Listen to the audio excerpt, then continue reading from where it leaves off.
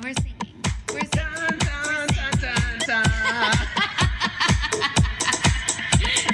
Time to talk. Beauty and the Bitch.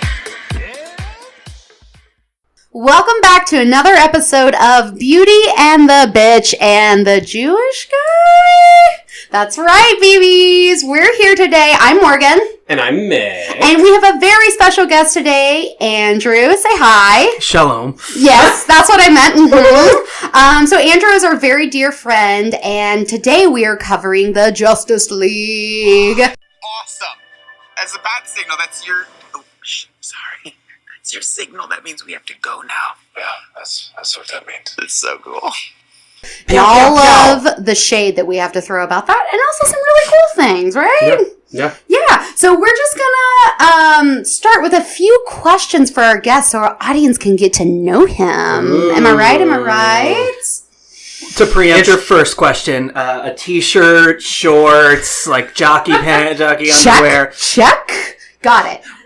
We also need your age, sex, and location. And if you could say your social security number slowly. So we can all get it down. 555. I love it. Such a good guess. Oh, perfect.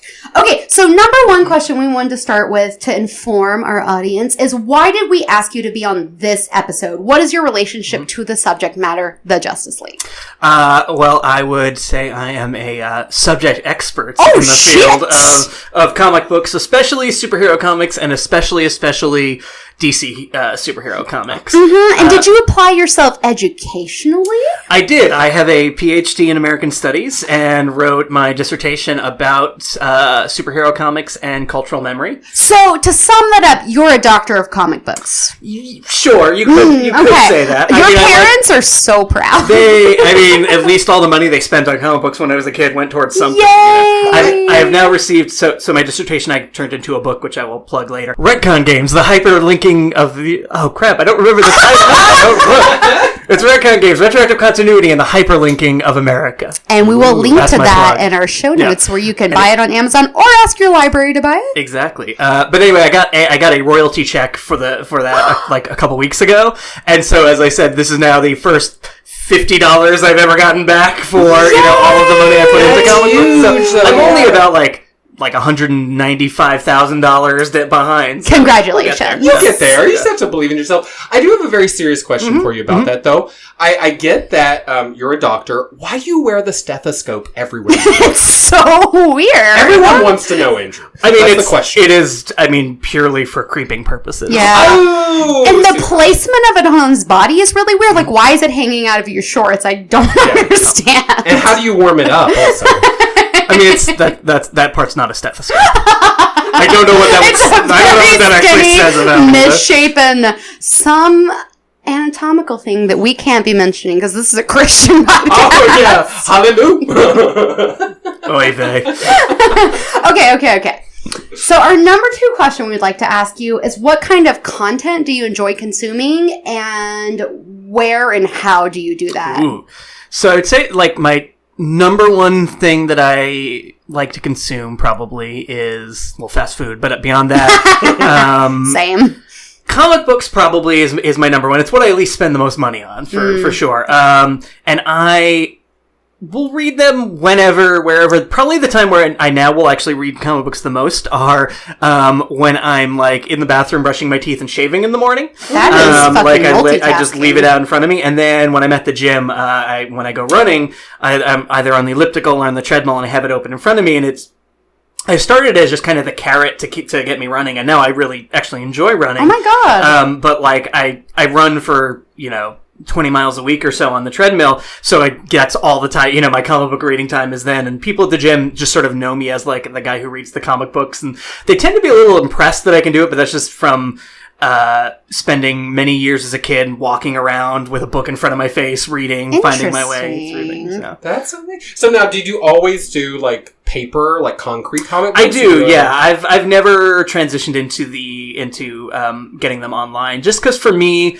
it's there's a collecting aspect to it, like the addictive aspect of building a collection and, putting it together, organizing it. I actually will, enjoy. My wife always calls it shuffling. Oh, my wife! My wife! She always says that I'm shuffling. And, I enjoy the physical, aspects of it. Of so the satisfying. Physical media. It is, yeah. And I read a lot of, non-pictorial books as well. Oh, do you? Yes, yeah. Interesting. The skill I learned. And then probably the other things I consume, a lot of podcasts, and a lot of theater. I see a lot of theater. Andrew's actually a theater reviewer, so you can catch some of his reviews in the Austin American Statesman or the Austin Arts 360 blog. If you just Google, we'll link to that later Austin too. 360 Seeing Things, we'll have all my reviews go up there. I did not freaking know that about you. I think we're not friends on Facebook. Fabulous. Yeah, what? that's why I post Wow. Well, now you know this whole podcast episode's a lie. This is a sham. Wow. I mean, it's on Fabulous. purpose. Yeah. So. Oh no. That's true. You don't Actually, at let the me moment, my into your Facebook life. is deactivated, so I'm not friends with anyone. Oh no, you're taking a little hiatus? I needed to. There were certain, certain state of the world things that got a little stressful. Touche. After I threw my back out twice within a month as a, not quite 70-year-old, I figured maybe I've got a little stress in my life. Andrew is the ripe young age of 69. Ooh, best age. So as far as movies and television, do you just because I want to know, do you like Netflix or Hulu or what do you guys do? Yeah, we tend to so most of my TV and movie consumption these days is in tandem with my wife. So it's a joint decision. My wife. And we do a lot of binging, obviously. So we tend to, rather than watching current programs, we tend to just pick something and we'll watch it all the way through. So after the election in November, we wanted something that was completely of a more innocent time. So we watched Seinfeld all the way through. Yes. And now we're watching Community all the way through. And we'll watch a lot of the Netflix shows as they come out. So Orange Grace is the and New Frankie. Black. Grace and Frankie is my wife's absolute favorite show. She loves those purple dildos. I think, and in terms of what's on now, my current favorite shows are probably Brooklyn Nine-Nine. Oh, yeah. And Crazy Same. Ex-Girlfriend. Same. Wow. So basically we're the same person and we do everything the same. I mean, I like musicals, Yay! I love, musical theater, and I don't remember who said this, but someone said, it's a marvel that you're not gay. And I said, well, I'm just Jewish and from New York, so it's really kind of the same thing. And and my wife's interests very much are those of a gay man. She enjoys Cher. She enjoys Cher. She enjoys Lily Tomlin. She enjoys the Golden Girls. So I basically just married a gay man in dressing up like a dude. Yeah. She has a wide range of activities. All of which I personally support. I mean, it's music to my ears. And that's something I love. Anytime we're together, I know I can bring up to y'all fabulous divas. I know, essentially theater or TV, and we talk about that for ages. Yeah. When I hear Kaylee talk about any of her interests, I always think of you. I'm always like, you guys would be the best of friends. And you do get along so well. Mm-hmm. We're going to a water park next week. That sounds sexual. That's the first I'm time hearing about that. You're coming! You're all coming. Also sexual. Well, my goodness, y'all are so dirty. How do you think a water park is happening? Holla! Which brings us to our next question. Oh, God.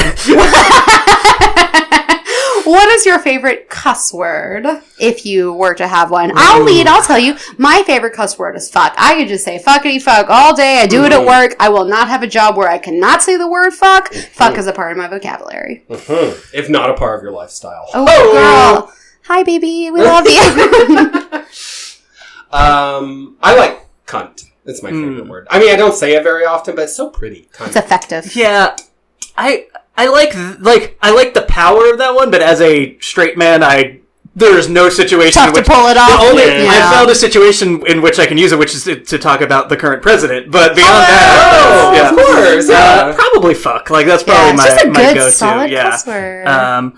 Or just son of a bitch, just because I like the flow of it, where you can just really punctuate something. Yeah, and it's it can be a little more comedic than a fuck. Mm-hmm. I feel like there's a lot of really good British cuss words I don't think rubbish is, like, technically a cuss word. Yeah. I don't know. But I wish we had, like, more, Oh, bloody hell. like, Yeah, I things love like that bloody, in yeah. our language. Like, people would not be on board if I said bloody hell. They would be like, stop trying to make that happen. Yeah, you're It's gonna not go happen. goog that shit. Okay, people are catching on with that one. Her dad says goog. So Yeah. we decided that's a new thing. Like, go goog it. Yeah. That's his version of fetch, basically. Yeah. Yeah, exactly! Yeah. Yeah. He's yeah, so cool. Is it time for the most important question, Morgan? One more. Okay. Get ready for this most important question. Wait, one more and then the most Five and important. a half. Oh, never mind. I was just saying, get ready. Honesty. Who is your favorite member of the Justice League? Superman. Oh, well, we're gonna have a lot of Yep. things to talk Yep. about. Now, I like would point. I should point out that I am talking about it in the comic book form. That Okay. For me, that I separate. Like when I talked about the characters, I'm Sure, sure, in my mind, it's like the comic book version. So, like- and I know much more about the comics than the movies too. In terms of like specific minutia. But In the comics, is Superman like, what's a nice way to say not hella boring? well, it depends. I mean, my ideal version of Superman is sort of like the ultimate father figure, and I think that I think that with an older Superman, some of the stuff that seems super boring with, like... You like that older boy? I think like a young, sexy Superman, there's some things that he does that you're just like, why is he doing that? Where when it's like an older Superman, you sort of understand like, oh, like he's everyone in the world is his children, That's Nice. shocking, but powerful. I see where you're coming from with that. We're gonna go super deep. Oh, into that. yeah. Okay. I'm excited for that. One final guest question This is for the big you. one. Okay. Mickey, Don't fuck would it you up, like man. to pose the most important question? Was I dropping hints enough that I wanted to say this one? Please. Okay, so it's no big deal. I mean, it's no big deal, but who's the beauty? Which one? Ooh. I would say it is Aaron. Oh, diplomatic answer. Smart. We'll take it. Okay. Wait, what am I? No, it's Scoop. What am I? Obviously, the Oh, dog. no, he's so cute. Oh. Scoop is Morgan's dog. He is a Scoop's pretty best cute dog little owner. doggo. Yeah. He's the best. Okay, that's a really good answer, man. I can't be Wow, mad. not so like total upset. Was Very not diplomatic. expecting that Very answer. diplomatic. Yeah. A plus. Great. So, okay, so let's move into the Justice League conversation. Okay. As you said, you're more familiar with their comics, which have been going on for many decades. So they're very well established, and they have spawned so many different TV shows or series, and now whatever the fuck this is that we're doing with the movies. Zack Snyder, looking at you, buddy. So basically the movies that are currently out, we're not talking about the Dark Knight series. What we're talking about is everything from kind of Man of Steel onward, right? So we have Man of Steel, we have Batman versus Superman, Dawn of Justice. Batman v Superman, Dawn of Justice. So it's So like, unnecessary. It's a court case. We'll talk basically. more about that. Kramer versus Kramer. The Suicide Squad and Wonder I Woman. forgot about Suicide Squad. Right? Easy to do. Yeah. And then we have some new things on the horizon, but that's everything that's laid out. So which of those movies do you guys presume did the best as far as Rotten Tomatoes? Wonder Woman. Yeah. By a lot. Yeah. Yeah. By so much, it's embarrassing. 92% for Wonder Woman, which is great. That's a Yeah. great score. I was a big fan. I'm into that. The lowest score was the Suicide Squad at 25%. Ooh. Interesting. They didn't like that Margot Robbie. I mean, I still thought it was better than Batman v Superman. Me too. BVS sneaking in at 27%. Okay. And then the second highest rated was Man of Steel at 55%. So, That seems about right. yeah, I feel like okay about those rankings. But it's just so shameful how shitty the rest of them did compared to Wonder Woman. Yeah. So what do you think about Wonder Woman? They turned it around. Do you think they noticed, like, this is bullshit? Or Gal Gadot is just a powerhouse? Like, what's the sitch?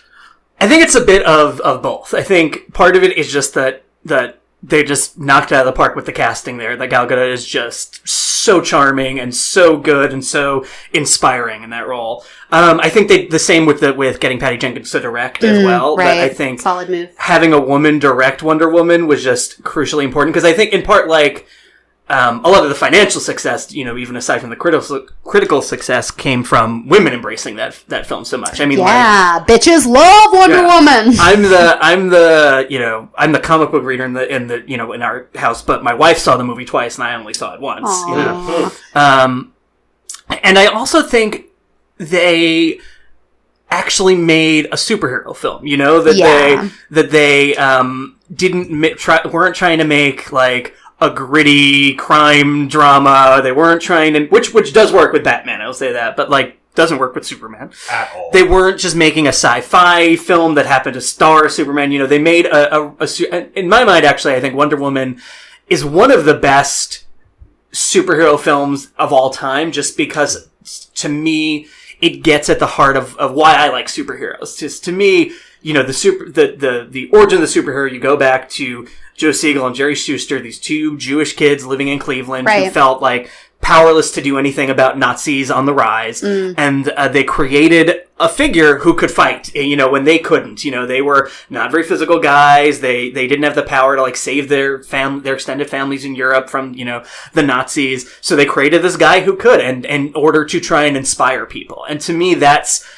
what differentiates the superhero as a genre to me is a very important thing, is that superheroes ultimately will inspire. And I think Wonder Woman inspires in a way that I don't think you have to go back to like the Christopher Reeve Superman films to get something that is that purely superheroic. Plus, Professor Lupin slips on a mustache, and that was unexpected. You didn't see that one coming. Girl, no. It has mysteries and turns. I'm really, I have to out myself right now for the second time. I can't keep doing this. I can't. Surprise! Mick with a Z. Okay, that's not that. Is it MZC? Well, it's just fabulous. That's what it is. I actually haven't seen Wonder Woman yet. See, I know. And here's the thing. I thought it was going to be out to rent on Amazon Prime. I like theaters, but I prefer to watch at home. I'm just that guy. Mick hates humans. I do hate people. That tracks. I love and hate, you know? So I haven't seen it yet. I'm super bummed about it.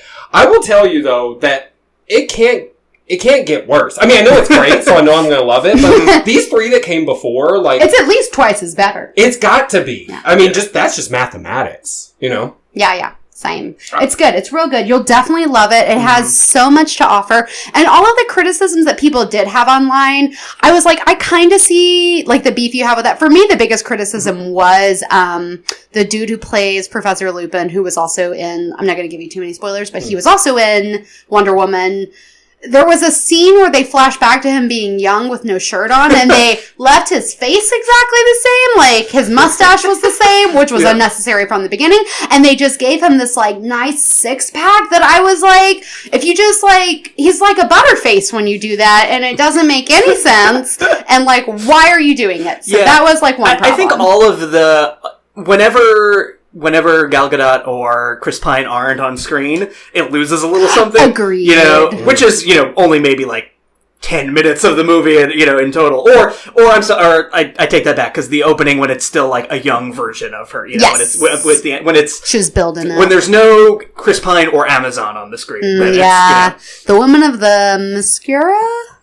Themyscira, yeah. Themyscira. I've read it a lot. They fucking crushed it. Oh, man, yeah. All of them. Robin Wright, whatever that other bitch's name was, Gal Gadot, the Wilkins. They did the thing that I wanted in Batman vs. Superman, which is, I mean, a lot of problems with that, but that you have, like, a Batman and Superman who are killing people throughout the movie. Like, I wanted them to see Wonder Woman, like, fighting and, like, lopping off heads and just go, holy shit. You know, like, I wanted Batman and Superman to have that moment of, this woman is, you know, out of control. They had that where Chris Pine is when he's on the beach at the beginning and he sees the Amazons fighting and he's just like, oh my god, this is, whoa, intense. You know. So I really liked that aspect of it. And so there's also a love story. There's like a little bit there with Chris Pine and Wonder Woman, and he's her traditional mate from the comics. Is that true? Yeah. So they follow, the story of the movie follows the comics pretty closely, the traditional comics, which is that he's, you know, he's a airplane pilot, you know, fighter jet pilot who crash lands on Paradise Island, Themyscira, and then through him they learn about like the conflict in man's world. At the time it was World War II. The movie set in World War I. And Wonder Woman goes back with him to represent the, you know, the values of the Greek gods and of the Amazons in what they call man's world. And she gets her soul. Good for her. But people had a problem with that. A lot of the negative comments were like, why did you have to give Wonder Woman a man? She don't need no man. But I was like, first of all, girl, did you see Chris Pine? She puts the moves on him. That's the thing. She got her some. He wasn't trying to get up at But he obviously is like in awe of her, but like she's in the few like, and it's a very small subplot. Like their relationship is much more about like the camaraderie than it is the romance. But like the couple of times that there is like a physical thing, it's always her that makes the first move. Yeah. Which I think is, and it's also he's the only one who gets a scene that like objectifies him. You know, there's no, because it's a woman making it, you don't have the male gaze that you sort of inherently have in you know every other film ever made. That's obviously not true, but you get pretty much that she's that it doesn't objectify her while she's being a superheroine. Have you seen many, like, you watched the trailer and you've seen, like, a little bit of Gal Gadot as Wonder Woman? Mm-hmm. So I feel like her outfit, while not being, it wasn't, like, too, like, scantily clad, but, like she was covered enough, but, like, it wasn't, like, ridiculous. Like, they didn't put her in a turtleneck and be like, she is a woman. Yeah. But, like, it was they really decked her out in a great way. Well, it's still a blockbuster, right? And sex appeal. I mean, that's... Yeah. I was watching some movie recently. It was some blockbuster from, like, the 80s, I think. And there was, like, an ugly kid, quote unquote, right? And I was like, I looked at this kid. Oh, fuck that. It was It. It was the It remake we were both at. I'm such an idiot. We all three just watched this. Yeah, we just watched this. Literally, like, 2 days ago. And there's a character in there, not Belch. Well... Are you talking about one of the bullies? Oh, yeah, he's one of the bullies. Mm-hmm. He's the tall one. Okay, I don't want to give anything away. Oh, Patrick. Yes. Patrick Hofstadter. Yes. I was like, at first I was like, ooh, God, he's ugly. And then there was like a shot of him and I was like, no, actually... He's beautiful. Right, they just uglified him for the... Yeah. And so they're all... I mean, not that they Gal Gadot at all, or Gal Gadot, but... She has to be sexy, man. Yeah. It's a blockbuster. She's gotta be sexy. I don't even know that it's possible to uglify Gal Gadot. She is and I would say, I think she's more beautiful than sexy. Yes. You know, I like, agree I think with she's, that. I mean, obviously that's like beautiful is sexy, but the film doesn't go to pains to be like, look how sexy she is. It's just that, like, she's just a beautiful, like and Chris Pine, too. Like, they're both just like, these are two very, very attractive people. Yeah. So, Gal Gadot is from Israel, and so that's a really powerful thing, too, I think, her nationality and representing that. But I follow her on Instagram, and I saw this really cute picture of her with her husband, whose name I can't remember right now, and he was wearing a shirt that said, your wife, and I had a picture of, like, a stick woman, and then it said, my wife, and it was, like, a stick woman with, like, Wonder Woman clothes on, which I think is so precious, and how fucking cool would it be to be married to Wonder Woman? Oh, hell yeah. Mm-hmm. Amazing. Well, let me ask you, do you think that Justice League is going to continue in the same vein as Wonder Woman and be critically acclaimed and all that stuff? I think they're trying to do that, right? I heard they were doing some reshoots for Justice League. So it's gonna, like, Justice League, it's gonna have this big problem that it's going to be 2 movies, right? Because you had Zack Snyder made a movie, or made most of a movie, and then tragically, his daughter committed suicide. He left the project. Horrific. I would give anything for, whatever it comes out to be that, like, it was the original thing so that tragedy didn't happen. But you then have Joss Whedon come in and ostensibly just to, like, finish it up. But it seems that there's been so much rewriting that he's even getting a screenwriting credit. I saw and that. Potentially, like, a co-directing credit, which they don't even do. So it's going to be these 2 very different movies, and those 2 guys have very different voices, right? That it's I don't know how that's going to gel together, and I feel like a lot of what they would want to do is lighten the tone more. I mean, part of what what was good about Wonder Woman is that it wasn't I wouldn't say that it was like a Marvel movie and that it was like witty banter and snappy, back and forths like that, but it was definitely not as dour as, Ayn Rand's Superman versus Batman. So true. Can we take it back one step and explain about that a little further, just in case our listeners don't know? So basically, the universe we're working under is a Zack Snyderverse, and so he's directed all of those films we've been talking about, right? No, he directed Man of Steel, Superman versus Batman. And then David Ayers, I believe, directed Suicide Squad. And then Patty Jenkins was Wonder Woman. But he was a producer. Okay. So he's got his finger in the pie. Yeah, he had the least to do with Wonder Woman, I think. And look how... Yeah, exactly. But then, as you mentioned, his daughter tragically committed suicide. I don't have any other information about that. I just read it briefly like a press release. Well, it's interesting because, as you say, Andrew, it's tragedy. And I feel especially bad for their family right now because when something like this happens to a very famous family, it's everywhere. I mean, we're talking about it right now. Mm-hmm. Would we normally? No, but he's famous, and therefore his daughter's famous. No. I feel really bad for him in this. And I will tell you, though, I have hated what he's done with the DCEU so far. Mm-hmm. I loved 300. He directed 300. That's throwback. I thought Watchmen was middling. Yeah. Giant Blue Dick? Is that one? That's Giant Blue Dick. Okay. I liked Watchmen visually. I like the fact that it existed, frankly, which maybe is not due to him, right, obviously not. But, he's done some okay stuff in the past, so I don't want to get too down on him because he's already down right now. But I was not upset that he moved away from the movie. I'm sorry it happened. No, I agree, yeah. I mean, I think that Joss Whedon, if it was a Joss Whedon project from the beginning, would be a much better fit for... we already saw him do it with Avengers, so we know he can, do at least the Coming Together movie. But he's really good at writing and directing groups of people. Mm-hmm. That's something I think is one of his main talents, Yeah. And I'm not certain that Zack Snyder, to me, in my personal opinion, is as good at that. What if he just comes in and recasts Batman as Nathan Fillion? He's like, you know what, Ben Aff, it's not working out, dude. Nathan, you're up, buddy. Mm-hmm. I mean, I think no one would like that more than Ben Affleck. Exactly. Is he so unhappy? Do you know he does? There's been announced twice. I think it's been announced that he's going to step back, and that it hasn't ever been announced, just rumors, but that he's not going to be Batman anymore, and then he is, and then he's not. It's not the good time I think he wanted it. Ben Affleck's famous buddyship with George Clooney. George Clooney, as we all know, was also a shitty Batman. So now they have this in common. He did, after all, have nipples on his bat suit. I mean, that's hard to overcome, no matter how good. But George Clooney, best Bruce Wayne. Really? Ooh, I think natural playboy. I just think that he is what Bruce Wayne would be like in real life. I was into Christian Bale's Bruce Wayne. He was like, "I'm a dick. I'll fuck ladies. I got airplanes." See, I think so. When I think of Bruce Wayne, I prefer the version of Bruce Wayne where sort of the public knows that that is almost a facade, but they think it's just covering for hey, this is a deeply traumatized dude who watched his parents die, as opposed to this is Batman. I think that you would look at that's why I like George Clooney, just because I feel that he very much is kind of there's substance there, but boy did that guy get around in his day too.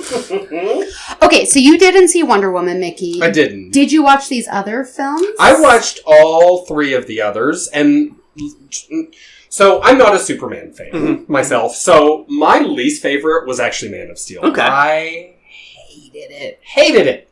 And then I thought Batman versus Superman was horrible. And I love superheroes. I really do. I'm not I don't know as much about them, but I like them a lot. And then Suicide Squad was actually I know this is not what everyone else believes. I thought there were a couple of solid scenes. I just thought it was entertaining. I found Man of Steel to be deeply boring. Batman versus Superman, I couldn't fucking see or hear what was happening. I don't know if anyone else has this problem. But literally, I hate this about movies where it's it's too dark, you shot it dark, I can't see, and maybe I'm blind, and then there's too much happening. I can't hear what's going on. I'm an introvert. You have to give me one voice at a time. And also half the characters talk like this. Exactly. Yeah, and Ben Affleck, he just mumbles everything, into his underbite, so I don't. So let's start with Man of Steel. Let's go way back. So, Andrew, how do you feel about Man of Steel? So the first time I saw it, I enjoyed it up until the ending. I assume I can spoil a, almost 10-year-old movie. Oh, yes. So when he, kills Zod at the end, which I was just thinking, that's not Superman. I don't think they got the character right. And I've heard, David Goyer talk about, well, in that situation, it's the only, thing he can do, blah, blah, blah. And I just think, well, that didn't really happen. You weren't shooting a documentary. Just write a different script where he doesn't have to make that choice, obviously if Superman really existed, there would be situations where maybe he would have to kill, but the beauty of Superman is that he doesn't exist in real life, so you can create the situation for him. And, he doesn't need to be a wandering hobo for many years. He doesn't need to literally be, in a crucifix position every time he flies. And I thought Henry Cavill did a good job. I think Amy Adams did a really good job. But most of all, I was just struck, I've tried to rewatch it 2 or 3 times, and it's just boring. It's so much. it's just so much like how many visual things can we throw at you, and like let's fly around Krypton for a half hour, and let's fly around Metropolis for a half hour. It's just there's no concision to the visual storytelling aspect of it.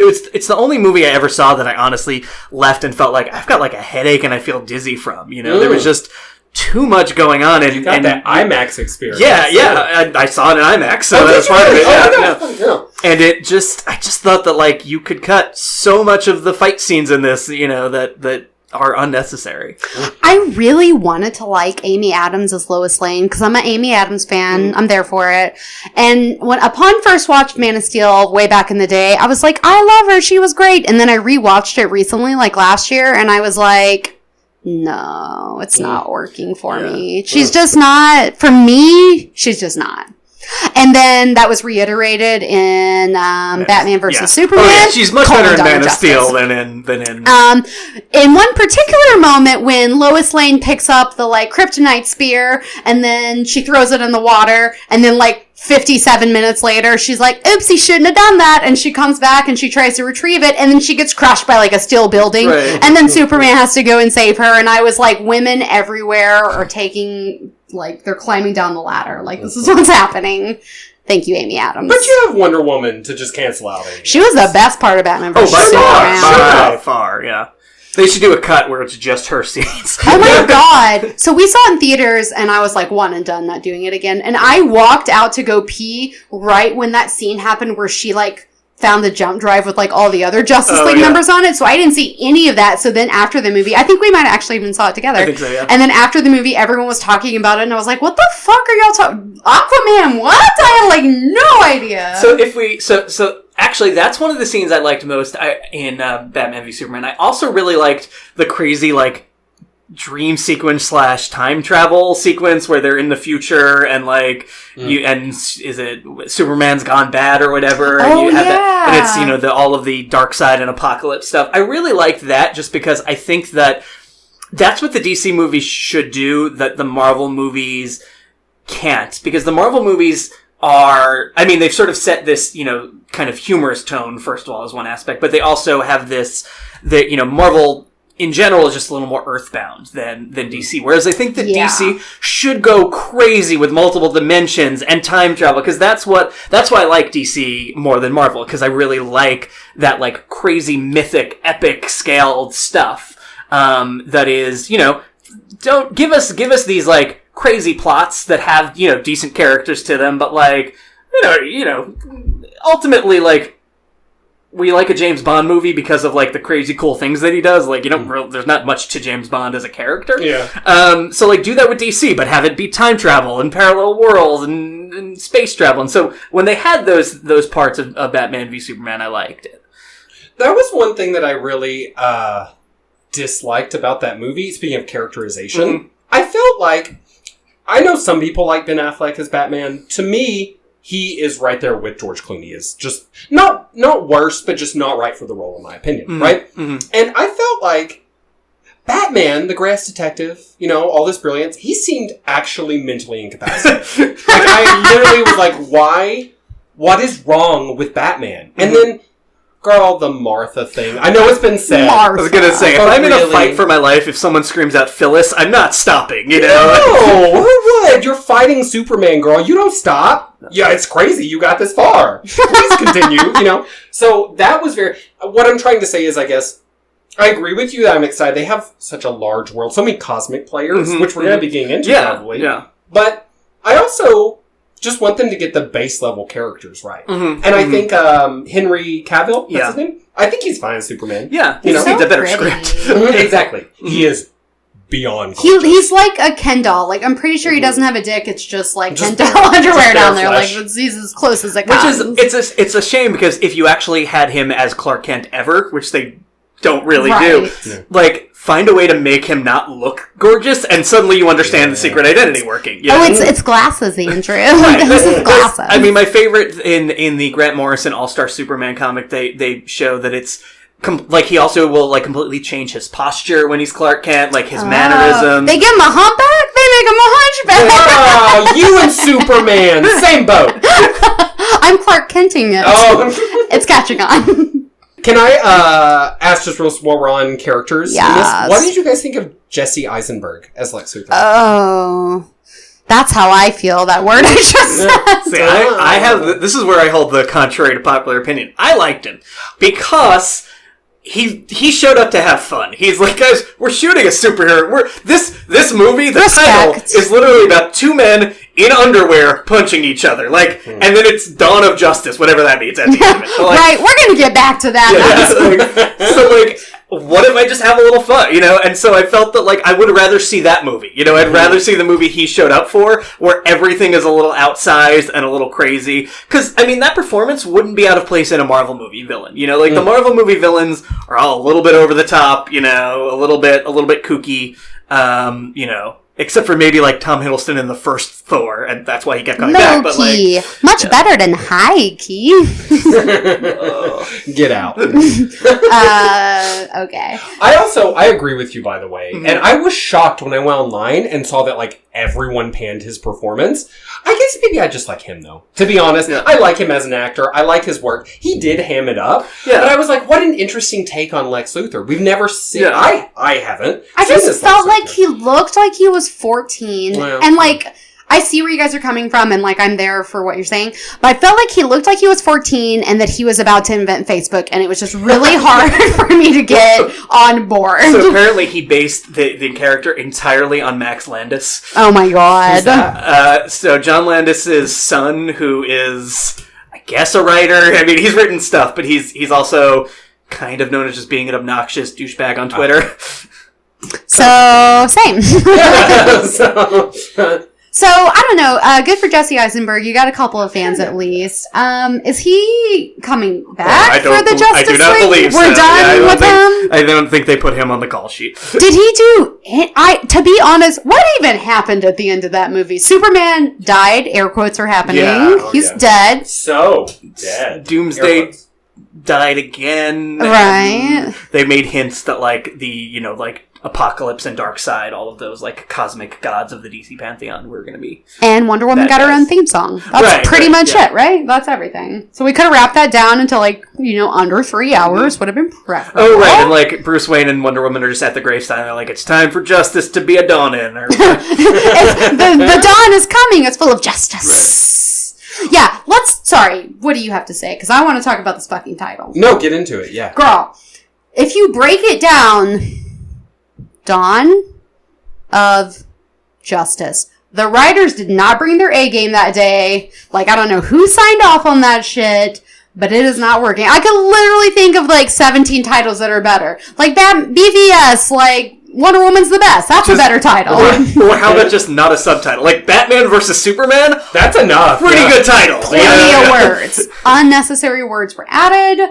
It's really dumb. It makes it really hard to get the exact title if you're one of those sticklers, and I don't like it. But girls, see, that's my whole thing about hating everyone and not generally liking blockbusters, right? Is all of these fucking blockbusters, and this has been said 1,000 times too, they go through this process where 150 people say, why don't we just tweak it? Why don't we just touch it? We just want to do like... And what you get at the end is this thing that is like this generic, mass-produced monster. And to me, Batman vs. Superman is a great example of why blockbusters can be so shitty. It's because everyone says, what about this idea? This idea? No, I hate that. That's different. That'll turn my mom off. And you get this just like blob of like, what is this? Doesn't have a plot, very little characterization, a lot of pretty colors. And just it maintains the very grim nihilist vision of Zack Snyder at the heart of it. Yeah, and his is so, that brings up actually, forgive me if I'm cutting you off.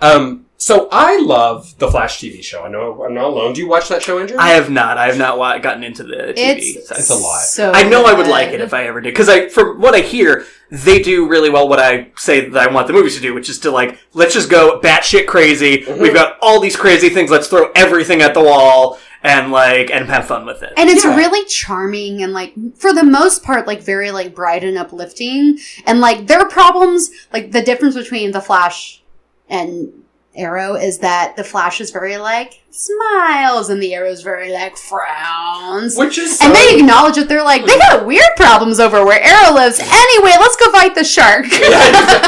But I think that's so smart because that's connected to those superheroes' characters, right? Yeah. I mean, Green Arrow is essentially Batman, a different color, with slightly Batman with a different bow and arrow. Yeah. powers. Slightly different powers. Yeah, he's got essentially the same powers. And he's got a sister. He does. That's Well, and true. eventually in the comics, they were like, he's Batman, but a left-wing Batman. Oh. Yeah, has that goatee. Oh, yeah. That's what determines left wing. Yeah, goatee or no goatee. Yeah. I mean, look. Name a conservative with a goatee. Oh, can't do it. Can't do it. What? Betsy DeVos. But, hateful. I don't mean to shame any fictional. That's fine. But and on the other hand, the Flash, he's a jokester. He's lighthearted. He has a power that He's quick on his feet. Oh, he's not the only one. He's pretty fast with the ladies, too. Oh, what do you Wait, mean? that's not a good thing. That's Why you slut shame him like that? I'm not, girl, he could not have moved slower than molasses with fucking Iris. I'm not That's even true. Yeah, I think that must have been dramatic irony they planned. Right? He's so fast in some ways and so slow. and he's always late to dates. Oh, He can't get there on time. The thing about Grant Gustin, though, is he does have that light, kind of uplifting. He's a leading man type, but he's an odd, like, comic leading man. Because the way he looks, the way he acts, he's gorgeous, but, he's thin and whatever. And I think that's the reason that he wasn't cast in the movie stuff. There's probably also scheduling, because I know that's difficult. But they specifically said, Zack Snyder said that it was like Grant Gustin's tone, essentially, is why they didn't think of casting him. They didn't even audition him. And so I'm starting a new hashtag called Not My Flash. And we're gonna have we're gonna have a walk off in the middle of Main Street, and we're gonna be a huge new kind of like activist camp. Hashtag not my Flash. Hashtag Not My Flash. I'll see you downtown. Girl. The issues that matter. Yeah, exactly. I'm laser focused. Really love Grant Gustin. What do you think about the casting for the Justice League? Ezra Right, so we've seen Gal Gadot, we've seen Henry Cavill, we've seen it's Ben hard to Affleck. tell. I like what I've seen of Ezra Miller. It's strange because he feels like he's playing Wally West rather than Barry Allen. Interesting. So I don't know how it is in the TV show, but in the comics, Wally West was Kid Flash. Yeah. Yep. And then when Barry Allen died, he took over as the Flash. The same season. Spoilers! Yeah. But, it seems like they're playing, Ezra Miller as, almost like the Spider-Man of their universe, where he's, the young kid. It does seem which is that very way. much not, Barry Allen is, a very fuddy-duddy police scientist, in the so it doesn't seem, it seems very unlike the character of the Flash as I know it from the comics, but I think I've liked the, 3 minutes of screen time that I've seen him have so far and in the trailer. Right, the trailers have been very vague. I feel like I know, nothing about this movie. Well, so what do we know? We know that, what's his face? Steppenwolf. Yeah. Steppenwolf. I always think of the theater in Chicago. Right, yeah. Gary Sinise comes in. I'm sorry, is that the villain? Steppenwolf is the villain. And his name is, one more time for me? Steppenwolf. A Steppenwolf. That is... What? Well, okay, so... I don't even have words. Please. Steppenwolf. So there's the in DC Comics. There's this almost secondary Badass world rock and roll bands. called the Fourth World characters, which were created by Jack Kirby. So Jack Kirby, along with Stan Lee, co-created most of the Marvel stuff. And then in the 70s, because he got shit on by Marvel and was tired of their bullshit, he went over to DC and he created these Fourth World characters. And because they're such these cosmic level bad guys that he created, they're frequently used against the Justice League because they're the only villains that can stand up to the Justice League. Darkseid being the leader of Apocalypse, which is the evil world. And Steppenwolf is one of his lieutenants, basically. And I guess I don't know why they're not just going with Darkseid. Maybe it's because when they were originally going to have 2 Justice League movies, he was going to be the second one. It's also, Darkseid is, Thanos in the Marvel Universe is basically Marvel's carbon copy of Darkseid. Okay. So they're going to look like they're copying if they do it now. So they're just going to let's have his way less interesting, uncle be a character. Played by who? I'm sorry. Oh, I don't know about that. Do you know? You know what, girl? I didn't know his name. Some dude. Okay. I'll have to We can Google put that in the show. In a CGI outfit. Yeah, exactly. So he's the villain or whatever, and then we have Ezra Miller playing the Flash or Kid Flash or whatever his deal fucking is, and then we've got Jason Momoa. Ooh, Also known as Aquaman. #Khal Drogo from Game of Thrones. And you know Aquaman, he's got a whole movie coming out next year in Oh, 2018. shit. Okay. Yeah. So that's super exciting. Yeah, I don't know. It's hard. Is that like, preemptive? It seems like he's some kind of like surfer caveman. It just doesn't. I don't get what they're going for with that Aquaman character. He's like a hipster Aquaman. Yeah, you know what I mean? Like, it's very strange. you look He at is him wearing and you're like, eyeliner. You tried real hard today. Yeah. You know, like you spent like 4 hours in your seashell bedroom. Yeah. Putting on. How does that not run? In Yeah, salt water? it's like a question. Squid. He's got that waterproof Maybelline. It's good, y'all. Well, do you think they're going... I mean, look, we're making fun of him, which is what everyone does with Aquaman. Do you think they're going to effectively turn around his character and make him less of a joke? Aquaman is like hella dumb, just in like theory. From where I'm sitting, he's so dumb. In the comics, Jeff Johns, who is now the creative director of DC, he's actually he co-wrote, I think, the script for Wonder Woman, or had something to do with the script on Wonder Woman. But he had a run on Aquaman where he kind of did turn him around, where he kind of like made him cooler and more powerful. And so in the comics, and especially in the comics world, he's kind of less of a joke. But like you still need that like breakthrough other media version of Aquaman where so that he's not like the super friend that talks to fich and that's where the jokes come from, right? It's like Super Friends show because so he's like Snow White in the water. He's got, like, they help him get dressed. It's the exact same. I mean, I think that like when you think about it, he's the king of 3/4 of the planet. And like I guess like if you can make what him, about Poseidon, y'all? Yeah, Poseidon's small potatoes. Aquaman we're talking about. you can make him a badass if you want to, but I feel like they might be trying a little too hard to make him a badass. Right.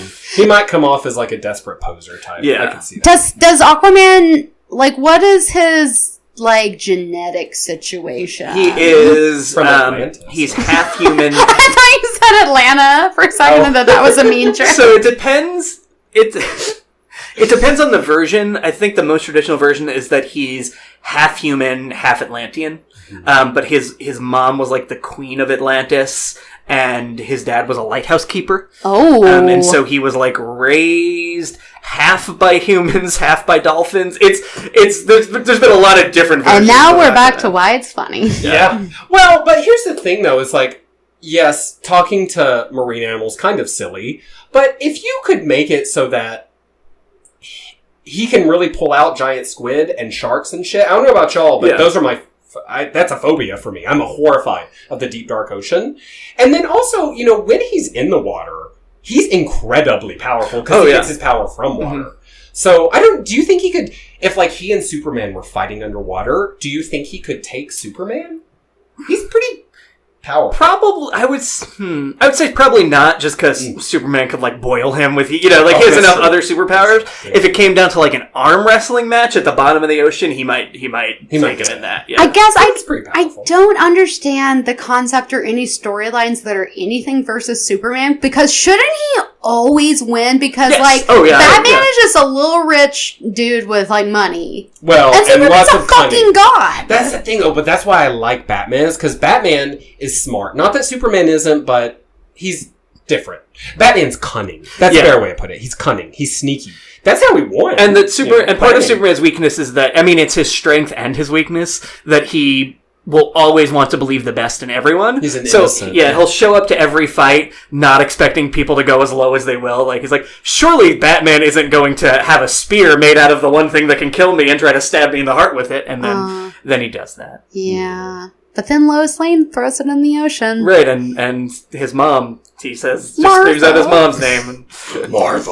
So many things can happen. Okay, so Aquaman, played by Jason Momoa, and y'all, the ladies love Jason Momoa. Oh, I mean, so people are there for it. So, LL Cool Jason. yeah, that's what they call him. They call him who? LL Cool Jason. Oh, I love LL. Ladies Momoa. I thought we were about to start talking about him for a minute. He was one You're of my like, original preach, girl. crushes. He was in like Deep Blue Sea. It's all coming full circle.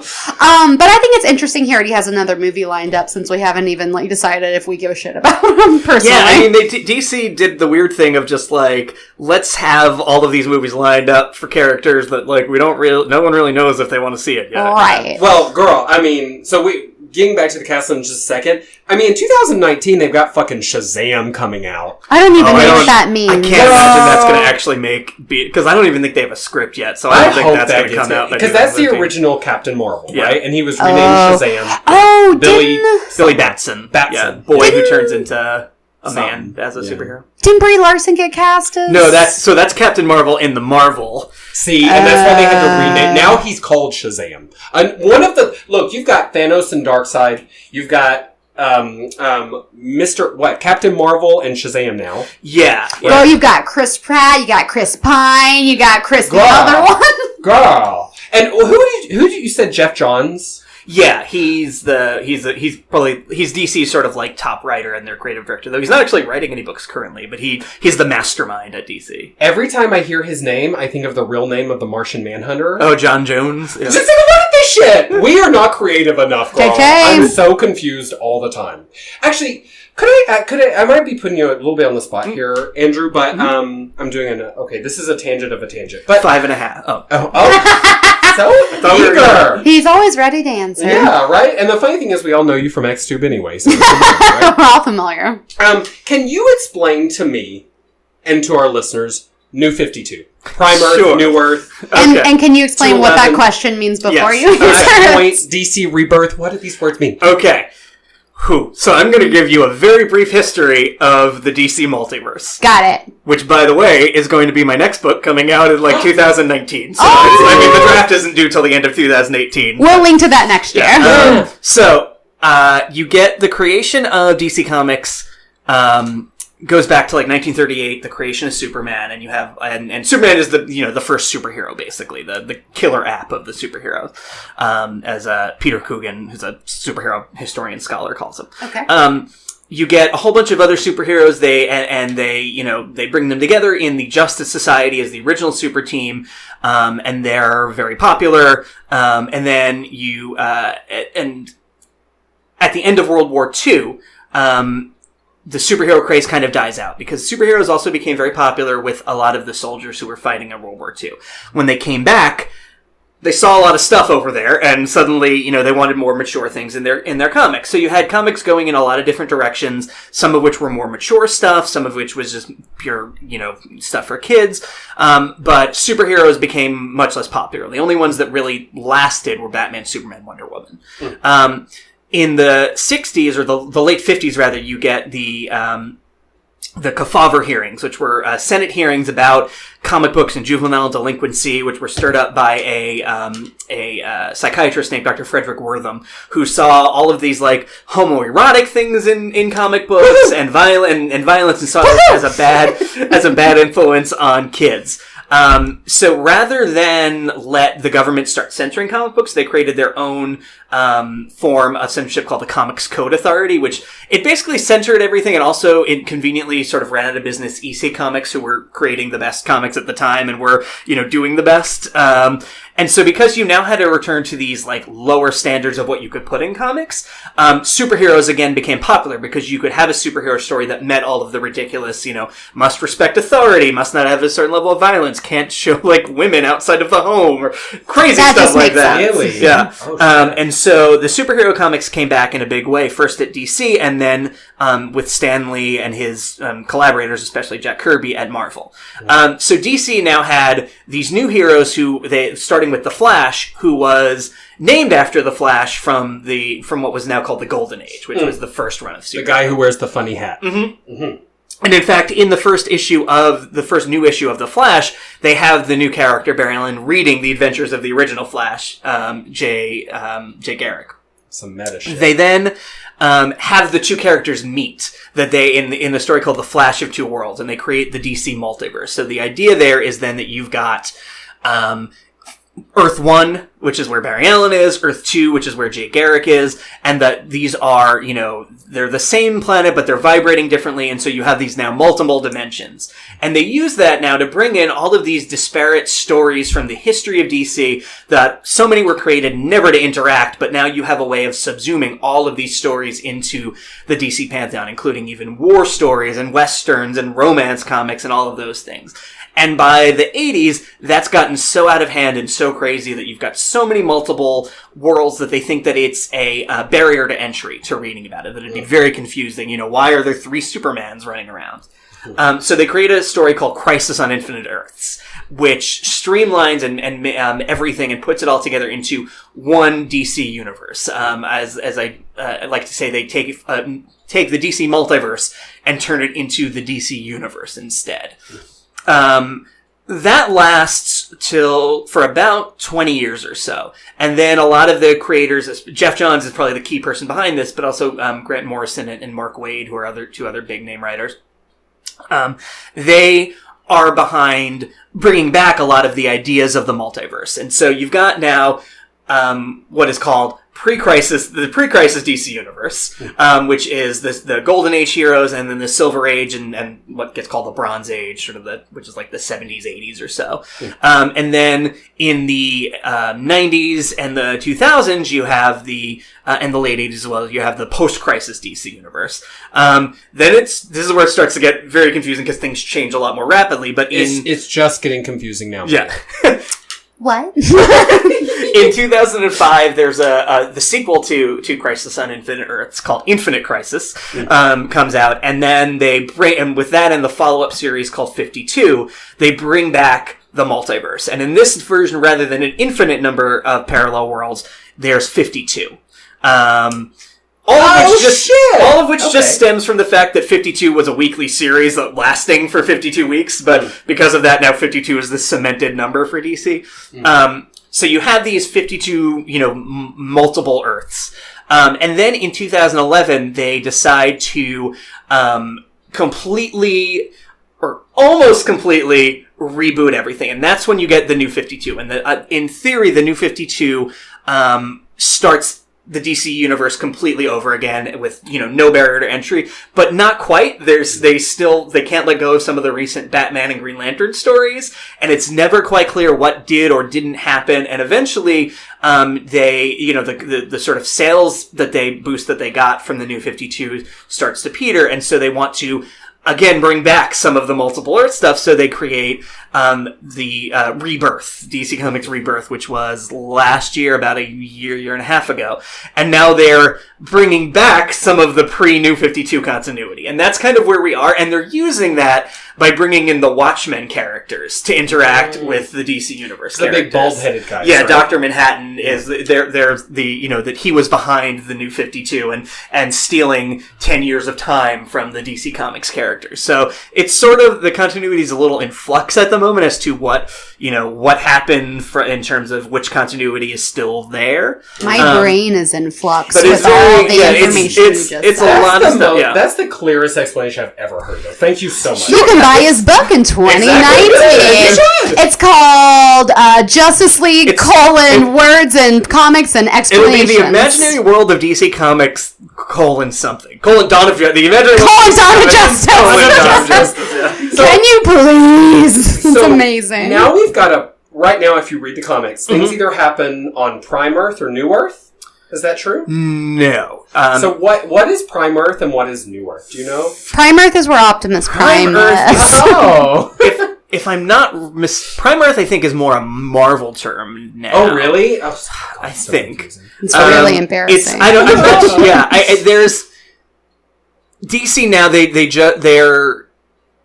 I think they were calling it Prime Earth, or Earth Zero is sort of is where the mainline stuff of DC Comics is happening. They also do have some stuff that crosses into like the multiverse, but they have it clearly labeled as Earth 1 through 52. Oh, okay. But most of their, main stuff is now considered Earth Zero, or sometimes I think they'll call it Prime Earth, and that's where basically when the continuity of that place changes, then the whole multiverse, changes around it. And so currently that's what, like Dr. Manhattan, in theory, Dr. Manhattan is kind of fucking with that, and so we'll find out more. There's a 12-issue, like a yearly series called Doomsday Clock, which is coming out, which is basically Superman versus Dr. Manhattan, I think. And it's going to be written by Jeff Johns. It's the first thing he's written in about a year for DC, and will hopefully clarify some of it. I mean, it's definitely they've been doing a good job with it, I think, because they're using it well in a way of, it's not just about continuity porn, but it's also about like hey, before 2011, we had all these characters that were like, it was a lot brighter, and we weren't trying, we didn't, with the New 52, there was a lot of like grim and grittying of things, and they recognized that a lot of DC Comics is more about like hope and legacy and like family. They went back from just like Fast and the Furious. Exactly. Family. They went from Superman being this like emo loner to they brought back his marriage to Lois Lane, and they have a son now. And just like Fast and the Furious. Right. There's, an Asian guy who dies sometime in the future, but we don't quite know when. That part I made. That's literally. Oh my god! You're talking about. Han is my favorite character from Fast and the Furious, and that is what happens. # RIP. Also, Gal Gadot is in Fast and the Furious as Giselle. As Wonder Woman. As Wonder Woman, yes, just like Fast and Furious. So last question about this. Yeah. So does the Flashpoint storyline in which Barry Allen puts his dick in the past and fucks everything up? He's always doing that shit. He does that a lot. Well, at least once. He does it real hard, though. Does that have something to do with New 52? Yes, so that was the dividing line between post-crisis and New 52. Is that what Flashpoint is? Yes, that's Flashpoint. And so in Flashpoint, he goes back to, like, save his mom and ends up fucking up time. Yeah. He thinks that it's Professor Zoom who's done it, but it turns out it's him. But now they're sort of saying that it might not have been him, it might have been Dr. Manhattan kind of using that as an opportunity to, like, split to, like, fuck with the DC universe to, like, take hope away. And this is messy. Yeah. It is. That is a messy. lot to keep up with. I think messy is a pretty good way to describe DC, but I think I like it, Yeah. like for me at least, that like that's part of the fun of it is that like there's always more going on, and I think that like the best DC stories are able to still tell a story that you can follow, that you may be like, God, I don't really know what like the whole like what all of these like side things are, but like I get that Superman's trying to protect his son here, or I get that like Batman is like worried about like living up to his parents' legacy, that I think. For me, why I like DC Comics more is just because the characters are so mythic and they're more stock than the Marvel characters in a way, that you can have all that crazy stuff happen and still have like a very thorough through line because you are, you know who Superman is. Whereas like Peter Parker, has a lot more going on in his life and, and goes through different iterations. Superman is always kind of Superman. Got it. Interesting. So what I picked out from that, the only thing I picked out from that entire sad explanation is you hate Nightcrawler. But okay, no better. Oh god, I said inches that time. Sure. That is how far between me and the table right now. That's a good question I've been answering this whole time. Oh, okay. So the next movies that are coming out, okay, this is one of the tangents that I abandoned. I'm sorry. And we still have like 2 more casting choices to discuss. That's the first tangent. That's the highway. We're gonna take it way back when you're done with this. We're at the fruit stand down off the dirt road right now. Okay. So we have Aquaman and Shazam. We talked about those. 2019 is Wonder Woman 2. Supposedly. Okay. 2020 is Cyborg, a Cyborg movie. Okay. We'll see. One of the people we have to talk about. Yeah. And then 2020 is also supposed to be Green Lantern Corps. What does that mean? Not much to me. Yeah, so the Green... So you had... Did either of you see the Green Lantern movie with Ryan Reynolds? Oh, yes. It was so not good, yeah. But there... You know how there's, like, all of the Green Lanterns in space? So there's also several other Earth Green Lanterns than just Hal Jordan, and so there's talks that there may be some, like, hints of that in the Justice League movie, or not, but... it would be, it could be good because it could just be like space opera. Like you've just got a bunch of Green Lanterns fighting and doing shit in space. So that has potential as a concept, but like I know nothing. It really depends on like the director and the cast and the script. I'm sorry, but Marvel. I feel like at this point has earned a degree of faith to me that like you give me a name, I have faith that there'll be something good about it, just because at this point I have faith in Kevin Feige as the producer of all of that, whereas DC doesn't have that Zack Snyder I guess was like that person, but I don't have the same faith in his vision as I do Kevin Feige to like sort of keep things tied together. So for the DC movies I think they're much more like reliant on the director, rather than the producer. Yeah, for sure. So I guess we'll see about that. Okay. What? No, it's your turn. You go. I was just going to say, what and who, and can you tell me anything about Cyborg? Yeah, so he's originally a character from the Teen Titans, which is like like all the Justice League sidekicks got together and formed a team. He is the son of 2 scientists. who this is the classic version, during an experiment that they've done, something goes wrong, this, like, antimatter energy comes out and kills his mother and, like, half kills him, but his father, like experiments on him and saves his life by turning him into, like, half machine. And now they have made him in the New 52 a founding member of the Justice League. Yeah, shocking. And got rid of the Martian Manhunter from that, mostly because, and I mean, because he's not sexy? well, because otherwise they don't have a single person of color on the entire Justice League. So they made Cyborg a main character because he's one of their primary African American characters. Is the Green Lantern See the Green Lantern that everyone knows from because of the cartoon. Ooh, that cartoon was lit! But they keep insisting on making a Hal Jordan movie because that's their, like, main Green Lantern. But, like, no, everyone knows, that's your primary black superhero is Jon Stewart as Green Lantern. But everyone. I don't know why they don't. Well, I guess I can't speak for everyone, but when I think of Green Lantern, I think of him as a black man. Yeah, especially now because everyone who grew up watching the cartoon, hell yeah, that's who he is. And that cartoon was so good, and they had so many great jokes at the expense of the Flash, which I greatly appreciated because he was definitely the derpy one. And you guys, Hot Girl was just the world's most pointless person, and I will never forget her. You don't watch Legends of Tomorrow, do you? No, but that girl who plays Hot Girl is hot. She is beautiful. Yeah, but she's still Hot Girl. That's well, you know what? We're talking about the different ages. To me, Hot Girl back in the day made sense, fit in. These days, it's the same thing with what's his name, Archangel from the X-Men. Yeah. Flying would be really cool if you could actually do that, but in this pantheon of superheroes, flying is not enough, honey. Yeah. It's just not. Neither are your ancient Egyptian hammers or whatever the shit you have. Yeah. So I guess we'll see how Cyborg is. Yeah. I know nothing about the actor. Yeah. No. Well, I do. The only thing I know, it's not about the actor, but I know that because we're talking about Steppenwolf and Darkseid, mother boxes are there. Yeah. Like so in the New 52 version of Cyborg, it was like a boom tube, which is the apocalypse energy that does all the destructive stuff rather than an experiment that his parents did. And so his father grabs the technology that did it and adds that into him, which is a mother box, which is the basically the Jack Kirby invented the iPhone decades before it actually existed, and so it's the personal computers that the New Gods all have with them, and so that gets implanted into Cyborg in the new version. I imagine that's likely what they'll be doing for this version, just to keep it all the New God stuff with it. Yeah, I think it does strike me as very smart. They're doing this whole New Gods and Steppenwolf thing, and I think Steppenwolf comes to Earth looking for mother boxes. I think that's something to do with the maybe. I don't know. I haven't heard much of the plot. I didn't. You can find everything. Yeah. If you want to spoil it for yourself, you can. I figure I'm gonna force myself to sit through it at least once. I might as well be surprised by the plot. Amen. Yes. Hopefully, Wonder Woman, I'll be oh my god, this is good. I don't feel like I forced myself to do this. Right. All right, I think we covered all the characters for casting, right? So, yeah. Batman, Superman, Wonder Woman, Flash, Aquaman, Cyborg.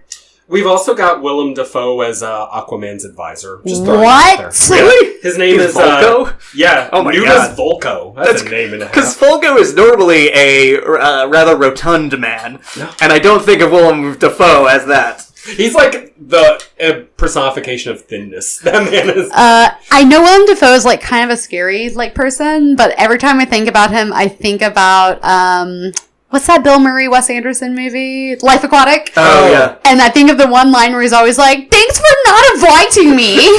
I feel like Willem Dafoe is if a lion were granted the ability to turn into a human, he would look like Willem Dafoe. Totally. I can see that, yeah. He actually says, "Thanks for not picking me," I think. Either way, it's Willem Dafoe, and he's funny. And then he kills people, so that tracks. Well, and you know what? Doesn't he, in the comics... this isn't necessarily a spoiler. In the Willem Dafoe comics. Yeah, in the Willem Dafoe comics. Doesn't Nudist betray Aquaman? He does it in the New 52 version, I think. I haven't read too much of the more recent Aquaman stuff. The great thing about this is no matter how well read you are, we can't actually spoil it, because they can do anything. Right. They have so many stories to choose from. Who the hell knows? But there's a possibility that he will be a villain, actually. So intriguing. Mm-hmm. So you mentioned the Justice League cartoon, which I was a big fan of. Did you like it too? I never really watched it. It's so cute. Well, it came... I feel like...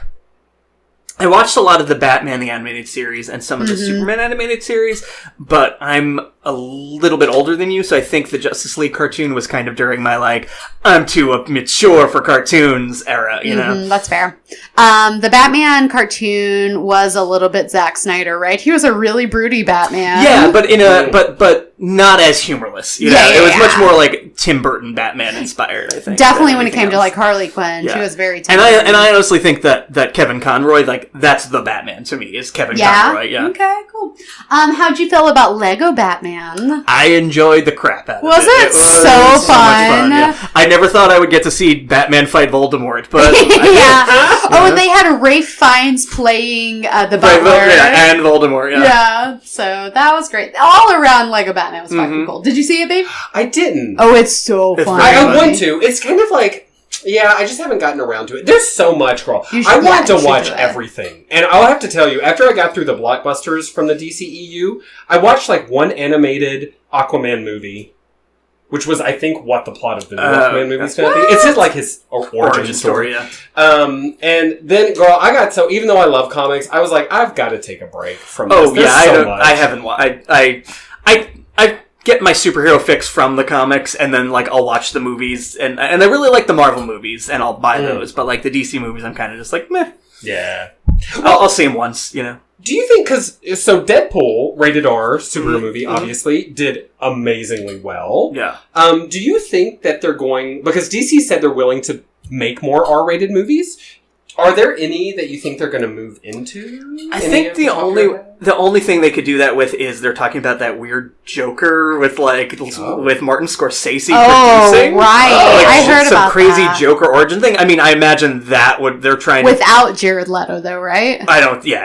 I'm pretty sure. I think there was talk about like DiCaprio, maybe. Holy I don't know. shit! Yeah, He's going for that second Oscar. The Joker's like the Iago of modern culture. It's like everyone wants to play that villain. I mean, it could be interesting, but I mean, part of the Joker too is just that like not having the origin story is good. You know, like oh yeah. So it's I don't know. I have hesitations about that one, but it's just I don't know that like Marvel had Deadpool works as an R-rated movie because of Deadpool as a character. Yeah. I don't know that DC has those characters unless they're doing a Sandman movie or a Swamp Thing movie shut or your something mouth like about that. I would literally shit myself. Yeah. Wait, Just did you say actually. Marvel?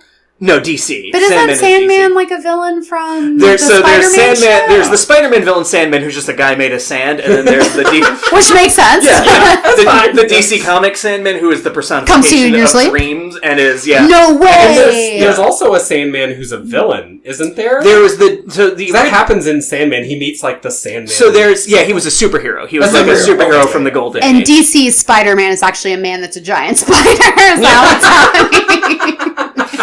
Probably. So, so I was thinking, what about Lobo? Yeah, he could be a good. That sounds like a wrestler. The problem with Lobo is just that, like, I don't know that Lobo works outside of the 90s. Like, I feel like it is such a, like, extreme, in-your-face 90s Girl, that's what they said about character. overalls. It's coming back. Yep, and you're somewhat proof of that. So Lobo in overalls. Well, I mean, think about we're loving 80s nostalgia right now, right? Stranger Things. If they could do with the 90s and maybe Lobo what they did with the 80s and Stranger Things, and not just Stranger Things, so many things are 80s nostalgia. Atomic Blonde. Yes, exactly. It could be maybe really cool. Yeah. And he's almost an untouched. You hardly ever see him. Yeah, because most of his, you can't really, he wouldn't work. They put him in some of the Superman animated stuff, but they're not going to animate a movie about Lobo because you're going to be in Fritz the Cat territory there and have an X-rated animated movie. Yeah. Plus, if they put a Lisa Frank sticker on it, everybody's down. Mm-hmm. Girl, I love those Lisa Frank stickers you gave me at the Yes, Queen. I use those for our Stranger Things podcast. Instead of putting bullet points, I put a Lisa Frank sticker. It's Everybody the cutest outline you Lisa ever saw. Frank, Dawn of Justice. Oh, so perfect. Do you have any other discussion? Last little point. It's not really discussion, just a thing. No. Danny Elfman is doing the score for Justice League. So I'm super excited about that because I love essentially anything he's ever done. It could be good. I wonder if they're going to give everyone their own theme because I love that Wonder Woman kind of has her own theme. I mean, I'm sure that'll play into it. Hers is so cute. Yeah. So cute. I love it. Does it go like this? Boom, boom, boom, boom, boom, boom, boom, boom. Is that Harry Potter? Yeah. Okay. Kind of. I mean, it was kind of Harry Potter. Yes. No, it's like played that. just like that. It's almost like Middle Eastern, you know? Yeah. Oh, Yeah. It's like revving up. Yeah. You heard it in BVS, but Yeah. you were just sobbing so hysterically. That was near the end where she comes in, right? When she like turns into Wonder Woman, Yeah. and they're like, "Oh damn, that hot bitch." At that point, I was literally writing the notes in my notebook, things like, I paid $3.99 for this? I mean, I was furious. So I knew, girl, how you think we felt? We went to the movies. Girl. Oh, I feel like we never hit Suicide Squad. But we didn't touch on it. Oh, we straight skipped it. Let's just wrap up with Suicide Squad really just fast. real fast, So you yeah. said you liked it better than. Here's the thing. Everything. I like villains. Mhm. I like DC villains. I thought it was entertaining. I love Harley Quinn. She was, Margot Robbie crushed it. I Will thought she was Smith, I good. thought was yeah, good. I love Will Smith. I thought he was great. Overall, it was crap, but in my opinion. But after the two that came before, I gave it like almost a 7 out of 10. I was like, this is great for them. I think it was, and this is I've used this comparison before. I think that it was like 5 different movies, and 2 of them were really good, and 3 of them were really bad. You know, and so like when it was one of the good ones, then it was enjoyable, and when it was one of the bad ones, it was not. Who was Will Smith? Deadshot? Deadshot, yeah. And his superpower is he has this like cyborg guy, and he good with a gun. Not even a cyborg guy. He's just a real good shot. Yeah. Okay. Yeah. He never misses. All right. Like, I liked him. I thought he was really good. I thought his story was good. I thought, because they were just like, hey, let's just let Will Smith be Will Smith, because that's good in film. And he was good, And I don't know if it fit the tone of the rest of the movie or of the DC universe as a whole, but it worked, Where do you guys sit with Jared Leto's The Joker? Why was he in that film? Like that? It was not. It was like they were visited by another film for about a half hour, and then that other film left. Yeah, do you think maybe that was their intention? Like, they'll have a separate, like, Joker Harley Quinn film. I don't know. It was really weird. Like, it seemed like they cut out a lot. Yeah. I don't know. Mickey? I feel like that was in a way, I love Jared Leto. I've loved a lot of stuff that he's done. I don't know anything about him as a person. I don't know what his politics are or anything. Seems like they might be crazy. But, are they? Yeah. He like, abused people on the set of that movie. Like, he would send them, like, used condoms and shit. And, like crazy stuff. Yeah. Here's the thing. I think that was a poisoned role for him from the beginning. Because following up on Heath Ledger, I mean, I don't think he was good. I thought the writing was horrible. As you say, he didn't fit in. There was no point of him in that movie, really. I didn't think. But even more than that, that was just doomed. I feel like it was doomed from the beginning. And then they tried to make it so different because they're trying to make him different from what we'd seen before. And Joker with the grill and the stuff, no, I didn't like it. Yeah, well, and it just felt like, it was like if in the middle of Jurassic Park, suddenly they also have to fight robots for a half hour, and then they, like, get back to the dinosaurs, and you're just like, what? It's like the second season of American Horror Story, where first it's Nazis, and then it's aliens, and then it's mad scientists, and then it's evil nuns, and you're like, really? That is it just feels like, like, that was the... they filmed the in-between draft of a script that, like, started as a Joker movie, became, not that the Enchantress was, like, a great villain, oh but my god, I hated her. But at least that, like, had a cohesive whole, just... So some people who are just like good at being pretty happen to be good actresses. Cara Delevingne is not one of these people. Not that that was a great role for any human to play, but like, will people quit casting Cara Delevingne in roles? She's not an actress.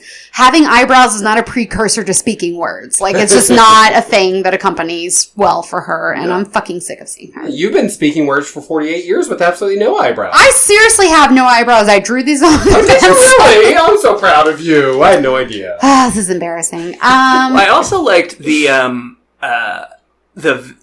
might have been a post-credit at the very end, but when you had the Bruce Wayne, Amanda Waller scene, because I was like, I felt I actually got Batman in that scene, which I hadn't gotten in Batman vs. Superman, where he's just like, if you're doing this thing, we're shutting you down. There's, this is evil, this is wrong.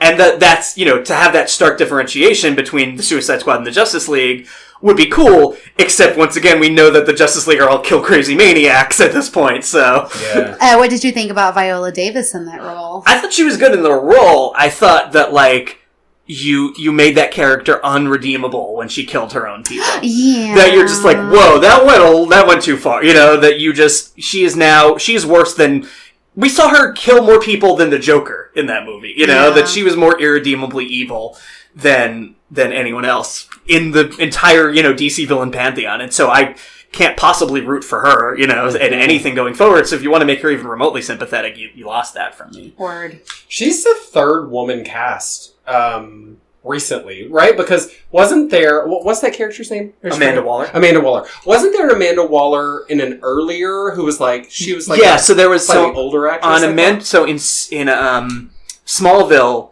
I think it was...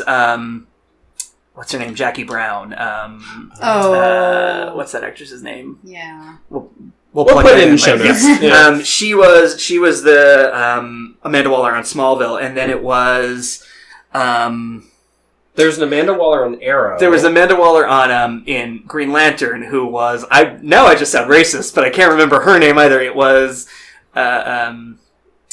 Love Don't Cost a Thing. Tina Turner, Love Don't Cost a Thing. Tina Turner. It wasn't Tina Turner herself. It was yeah. Rick James. Oh, God, what was her name? We'll put that in later as well. Mm-hmm. We'll put that. That's the great thing about show notes, girl. We'll put it all in. Well, the only thing that I was trying to get to with this is I just feel like it's really rare for me to like Amanda Waller. I've seen so many different people play her. I don't know that I mind if she's actually the villain. You know what I mean? Yeah. Because we kind of need an antagonist. If we're supposed to love all these anti-heroes. Yeah. You know, it kind of makes sense. See, my problem is I don't think they, like, I don't know if the movie wanted us to feel that way about her. You know, that I want the movie, I feel like the movie should be setting up, like, if there's a sequel, it's about these guys versus Amanda Waller. I don't think that was how it was set up. Right. Word. Girl, we ripped that shit to bits, yeah. All right, well, I think that wraps up our Justice League conversation. Why don't we take a trip to the game corner? Ding, ding, game corner! Yep. So we have prepared a couple of games. We got like a big theme. We're gonna make We're one. working on it. Amazing. We're gonna drop it in right now. Done.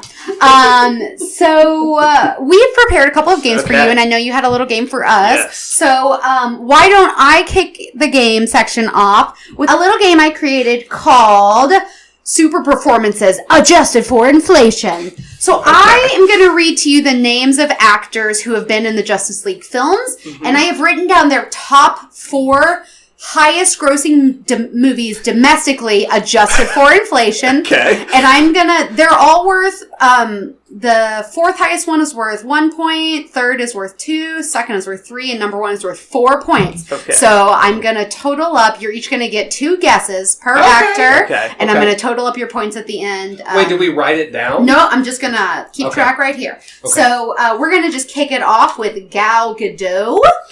Andrew, we'll let you go first because you're our guest. Adjusted for inflation, what do you think might be her top grossing film? Domestically. Are we counting Wonder Woman? Yeah. Then Wonder Woman. Yes, number 1. Mick? I'm gonna guess Under the Tuscan Sun. Okay.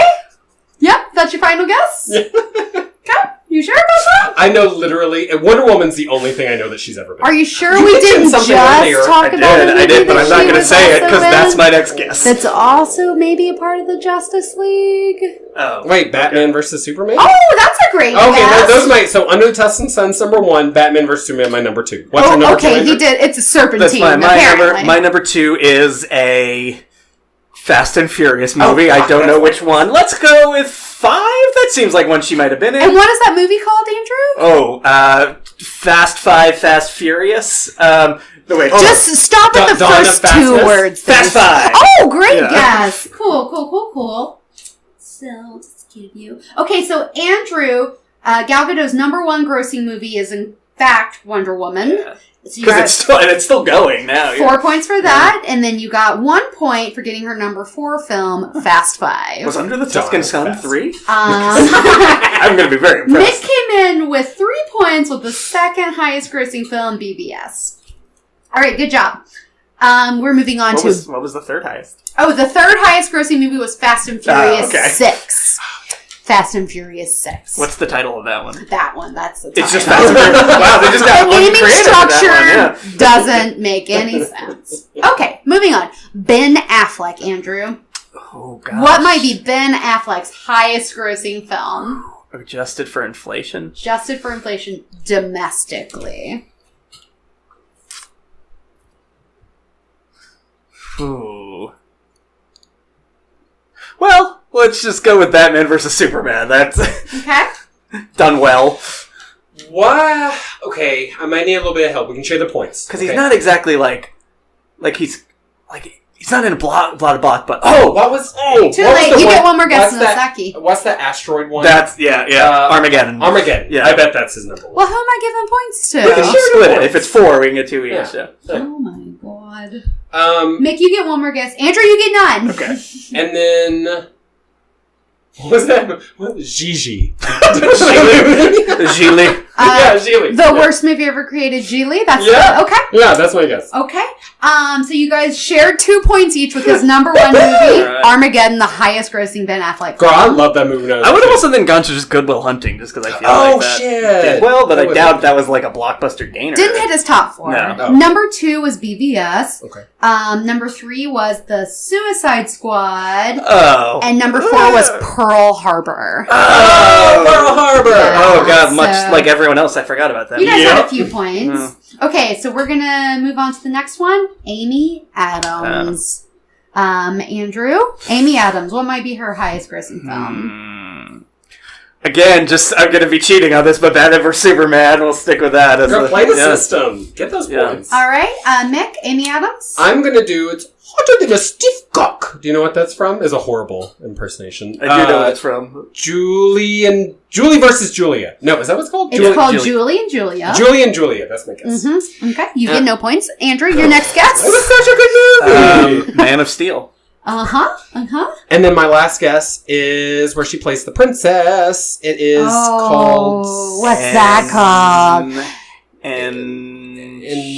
Enchanted. Thank you so much. No I'll give points. Andrew all my points. No points at all for For Mickey in that? that round. Oh, I thought Enchanted. Amy was Adams' number one grossing film, BVS. I mean, this is because she's not like in a lot of. Those are the only blockbusters she's in. All right? Number that's 2, true. Man of It's Steel. American Hustle. Up there? Number 3, Catch Me If You Can. She was in that. I- And number 4, Before the she was greatest famous. Amy Adams film of all time, Night at the Museum, Oh, Battle God. at the Smithsonian.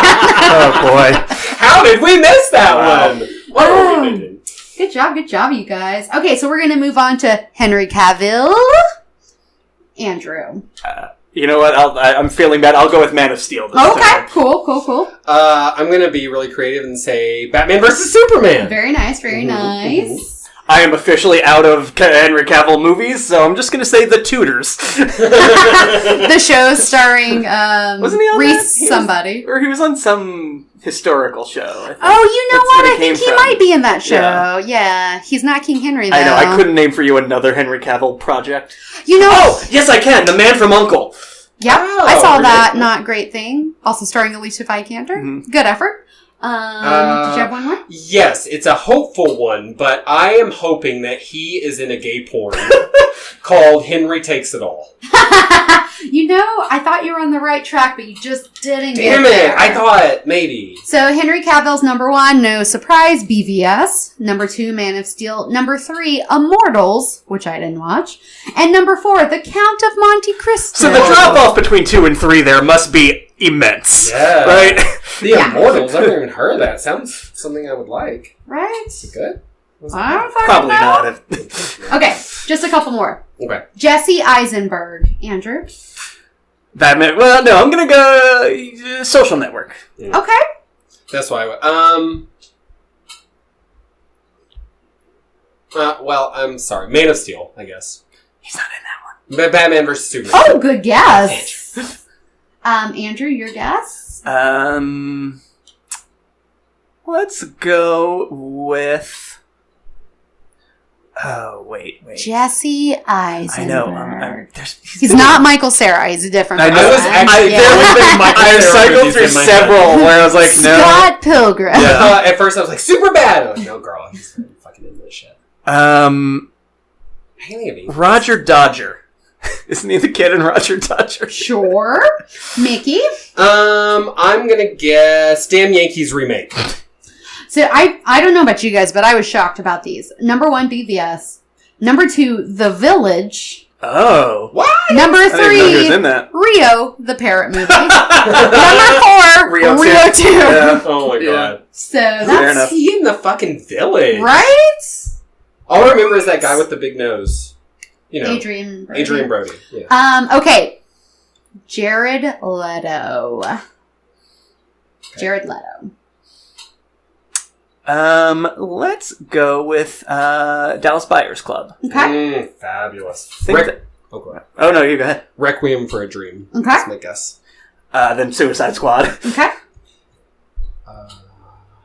He's been in so many things. There's gotta be one more thing. I mean, My So-Called Life, we can't really count, but I feel like that should be up there in his oeuvre. It is not very good rock band. Aw. 30 Seconds for Mars? Yeah. Is that it? Oh. I don't know, girl. Star Wars 3, The Second Coming. Aaron Third is Coming. the second. Yeah, that's pretty good. That's actually Star Wars 7. No, Oh, actually, that tracks. Okay, so Jared Leto, number 1, Suicide Squad. Number 2, Panic Room. Number 3, Fight Club. You guys remember Jared Leto in Fight Club? Not at all. Who is he in the Fight Club? Apparently. Huh. And number 4, some period piece called Alexander. Damn. Wow. So, They ain't giving none of my favorite movies Yeah. any love. all right, maybe you guys will do better Probably not. on... Maybe Andrew. I believe in you, Andrew. Okay, there's 2 more. Margot Robbie. Andrew. Suicide Squad, and Okay. I'm done with You things don't like know the anything name else. Margot Robbie being in. Lessons in Etiquette. A Night with Margot Robbie. You have nothing else. She's a top A one. movie. That is... Okay, never mind. Margot at the Wedding. So that's a great nice. guess. So I have actually seen all of her top Oh my gosh. 4, which I was kind of surprised about because I too am like, who the fuck is Margot? I mean, Robbie? Margot Robbie could walk into this room and I wouldn't recognize her if she wasn't in the Harley Quinn makeup. She's Australian in real life. Yeah. Wow. So her number 1 movie, Suicide Squad. Number 2, The Legend of Tarzan, also starring Alexander sure. Of course. Skarsgård. That was good. Surprisingly good, I thought. Yeah, well, girl, because he ain't wearing no clothes. And that's why. Number 3, Wolf of Wall Street with Oh, Leo. right. Doesn't, like, Jonah Hill do cocaine off her or something? So many horrible things happens to her body in that movie. And then also tied at pretty much the same amount of money for number 3 is The Big Short, where she has a cameo in a hot tub where she explains some shit about prime mortgages to you. I hadn't seen none of that. Fair enough. Okay, I feel good about this last one. Okay. Will Smith. Okay. Okay, so think big here, buddies. Independence Day. Nice. Men in Black, the first one. Nice.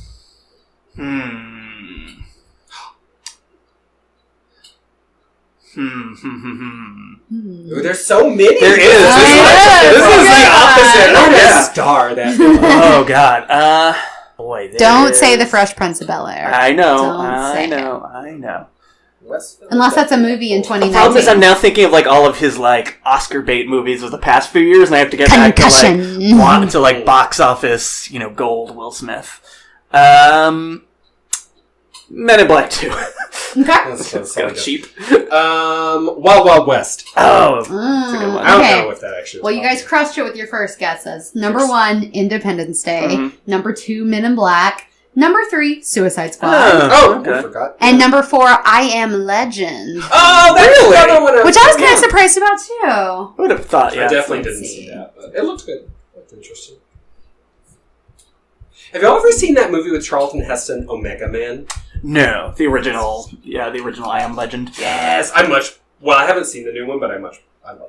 So Mick came in with 16 points on that Woo! game. Sweet 16! And Andrew came in with 32 points. Well, I was able to cheat for most of those by going first and just getting Batman or Superman. You know what? I want to affirm you as the winner of that. And I also want to affirm the fact that you're 32 and I'm 16. Oh, Fair enough. oh no, you're so young. I know. So many feelings. It's my youthful spirit and innocence. Sad thing Crow's is, feet. sad thing is, Gross feet. 32 is still rounding down for me. Like we said, Andrew is 69. Exactly. All right. Well, good job on that game, All you right. guys. Wait, my turn? Mhm. Okay, so I've got a short game. It's a fill in the blank game. There's Okay. only 6 questions in it. 7 questions. Lucky 7. It's called No Justice, No Peace. Okay. Okay. So I'm going to read a bit for you. All about social justice warriors. Exactly, that's what. Oh my god, this social justice league should be a thing. Like TM. I'm writing that down, and we're gonna do that together. Copyright. Copyright Andrew Moore. Which is actually all you have to do. You legally you just say it, and it's fine. Well, and I'm gonna take your computer and mail it to you when we're done, so it's gone through the mail. So this game is all about different incarnations of superhero or supervillain teams. Okay. So it might be a little difficult, but I believe in you. Okay. The original incarnation of this team, the In Blank League, AACP? successfully switched minds with the heroes of the JLA. It was all the brainchild of interplanetary conqueror Agamemnon. Do you have any guess? The In Blank League, what team? AACP? Are we against each other or working together? I think you work together. Cooperative! Do we agree with that? It's justice. Injustice? You got it! Good job, friends! I believed in you the whole time. Oh, see, I didn't know it was You thought I watched you struggling, and I didn't even throw out a lifesaver. I just watched. This was just embarrassing, and good night and good luck. Okay, number 2. Good job. The Blank Society of America, first published by DC in 1940, was the first team of superheroes in comic books. Do you think it's porn? It's also justice. I'm getting a theme going from this game. We would like to go with justice. Are you sure you don't want to go with porn? Oh, Because... No, I've seen the Porn Society. Oh, yeah. Good job, yes. The Justice League of Society. Yes. Or Justice Society of America. Sorry. Yes, good job. I bet some of the answers are peace. Oh. Okay, so someone took pity on the creation team and allowed Batman to join the Blank League International, where he rubbed elbows with Dr. Fate and Black Canary. What do you think? It's like maybe a difficult one. I didn't know this team, but... Is it peace? It's justice. Do you think? Do you think you have a good... Do you think you figured it out? We're gonna go with justice? You're really up on your trivia! Woo! That's so impressive! Yeah, so this team, the Justice League International. Yeah. Wow. Batman that was one the was only tough. real star. Yeah, I thought it was porn again. Sam Captain hard Marvel here. at first, and then he dropped out and they replaced him with Captain Atom. Oh, really? Yeah. Oh, see, I didn't know that. Okay. It was one of my favorite Justice League eras, was that Blank League. Giffen DeMatteis Justice League International. Was that in the 90s? It was the 80s. It was like, they called it, sometimes they called it the Bwahaha Justice League, because it was like a comedy. Rather than cool. anything else, yeah. Oh, see? So much to read. Okay. Blank League Dark is a witchy collection of heroes, like Zatanna and John Constantine. They battle supernatural and mystical threats. That one's dildo. It's the dildo league. You know, Dark. I thought Dildo that League at Dark? first too, Yeah. but then Good could guess. it Good guess. possibly be justice? Go with it. Don't Yeah, overthink let's go it. with it. Yeah, don't overthink We're gonna it. go with justice. You're going to justice again. Okay, you're guessing justice again. Okay, that's fine. Justice League Dark. I want to read this one because it's like witchy superheroes, and that's my shit, girl. So I would start with the third. It's either the second or third volume, but when Jeff Lemire starts as the writer, it's much better. The first, it's pronounced Lamaze. wow, that Z is very silent. I love Zatanna. In the writing, is one of my favorite. yeah, she's all over that. She's like, do you know Zatanna? Yes. She's like a stage performer. She has the power of It's like super a- legs. Super legs. No, she can speak spells backwards, or It's she so says funny, things backward. But she's like in a showgirl costume. So she uses fishnets. Yeah, like a top hat. She's fierce as shit. Oh, let's be her for Halloween. I think we should all just a whole city of Zatanna. I've said time and time again that the Messics need to be Green Hour and Black Canary. Oh, They don't even need costumes. Yeah. Like it's. I always carry around a pole to beat people with, so it's really perfect. Okay, we've got 3 more, my friends. Okay. 3 more. Once you rally, you've been doing good so far, but now it gets hard. Okay. This team, Extreme Blank, was based in Mount Thunder, Colorado, and only ran for 19 issues. Is it probably like marijuana? Extreme Teen Bible. Bible. Yeah, if you're in Colorado Springs or something.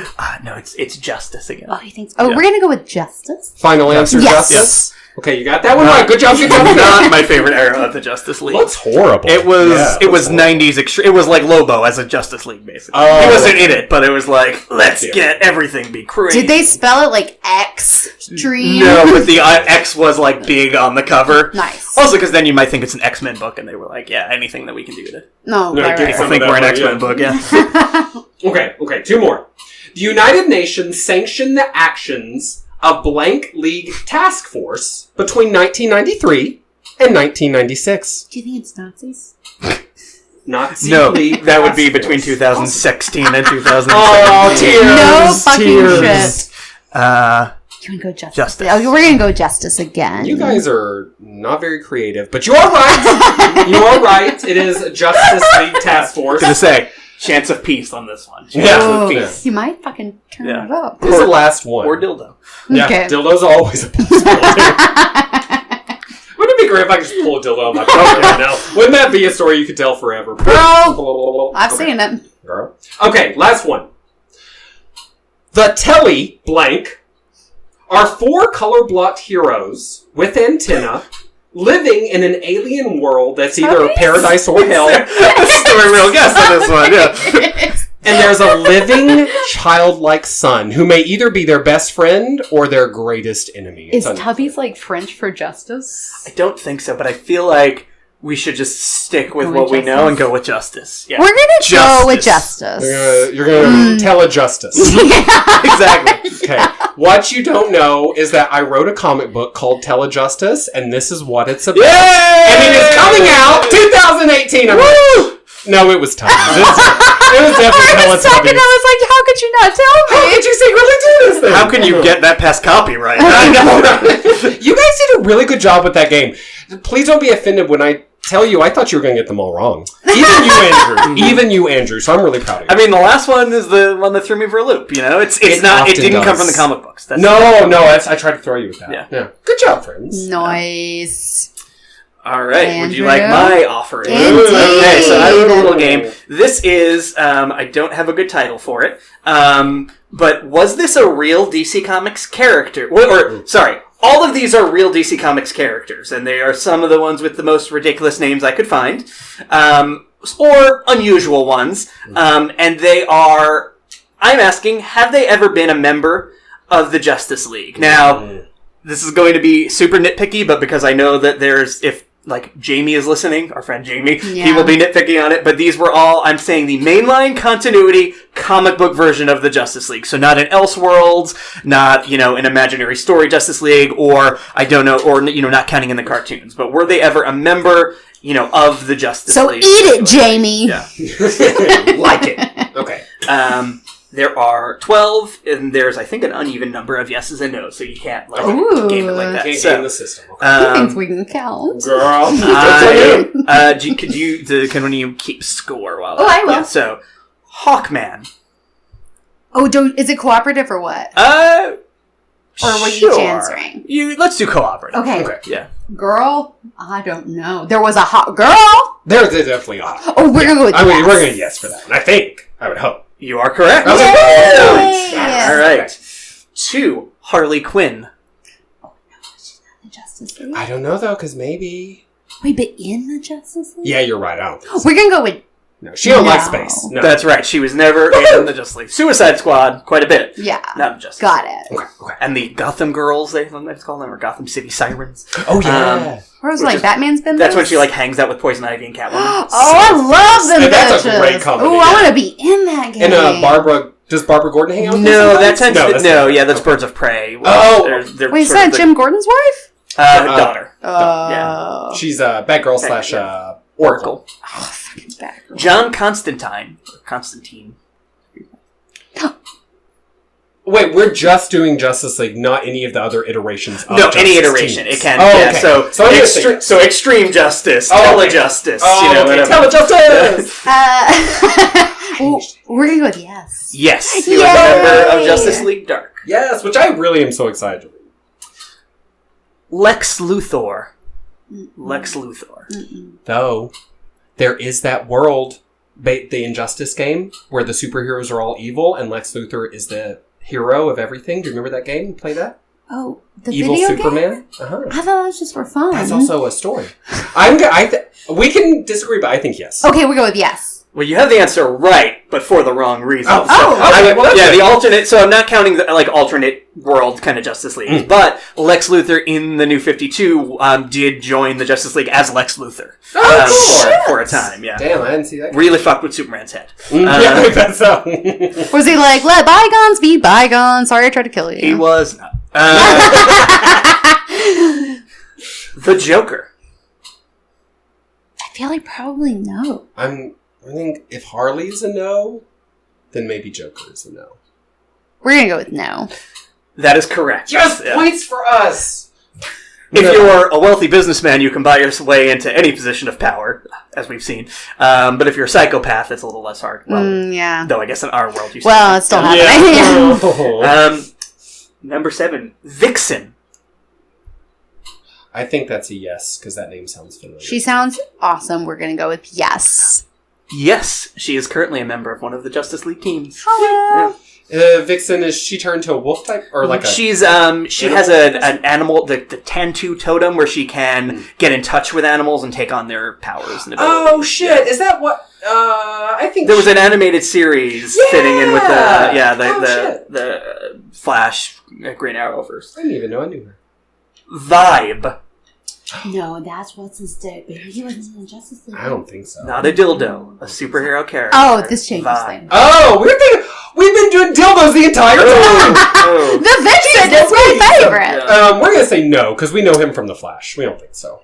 Yes. Oh, he got an upgrade. I know, I'm proud of him. Oh, we missed one. Booster Gold. Again, not a vibrator. You would think. Are you sure? You mean Booster Conservative Tan, I think. Uh, Yeah, I think he is. I think he headed up some kind of superhero team in the UK or something. we think yes. Or international, something like that. Yes, he was in the Justice League International. And what a He was in creative various man. iterations of the Justice League. Booster Gold's a funny character. He's the one who... He's always... Isn't he funny in some way? Like pompous? He's and like people pompous never and, know and him or self-promoting. something? Yeah. Detective Chimp. This one is a vibrate. No. Detective Chimp. It's funny because we know we both own one. Yeah, a Detective Chimp. Mm-hmm. I think... here's what I think. Andrew, can you get here? I think he just made this up because he thinks we're dumb. No, I think the opposite. Dun, dun, I dun, think dun, he dun, knows dun, that we're brilliant, and he's trying to manipulate us, and it's a dun, real dun, part dun, of a Justice League, but it sounds so freakish, he thinks we would say no. So I think we should say yes. And also, is there like a sidekick for Detective Chimp that I could like apply for? Yeah. Diddy Kong, yes. All you, queen. Are you okay? Do you think yes is okay? Yeah, You feel it's fine. strong? Okay, we're going to say yes. That is incorrect. Morgan, you fucked it up. I told you! It's a trap! Detective Chimp was in the Shadow Pact, the magical superheroes group, but it was not a Justice League. Well, Insane. what you gonna Fucking do? Morgan, this is pathetic. That's why I can't have nice things. Aztec, the Ultimate Man. Now, this is just like Detective Chimp all over again. No, but here's what I think. He knows that we're smart, so he... No, because then Detective Chimp was not in the Justice League. But girl, what if he did the Detective Chimp thing to throw us off, so now he could do that with Aztec the whatever man? What if he made up? Maybe he's just talking about Olmec, that giant head from Legends of the Hidden Temple. We don't know his logic. So we agree it's a yes. I was going to say no, but I think we're going to go with yes. I don't know how you did it, but yes. That's called logic. But Olmec was also a member of the Justice League for a very short period. Is he just a floating head? Mm-hmm. Hilarious. I mean, not really. That's Oh, he made it up. You're so gullible, Morgan. You believe everything. Oh, well. No, number, I think 11. Manitou Raven. Manitou sounds Native Raven. American. Sounds legit.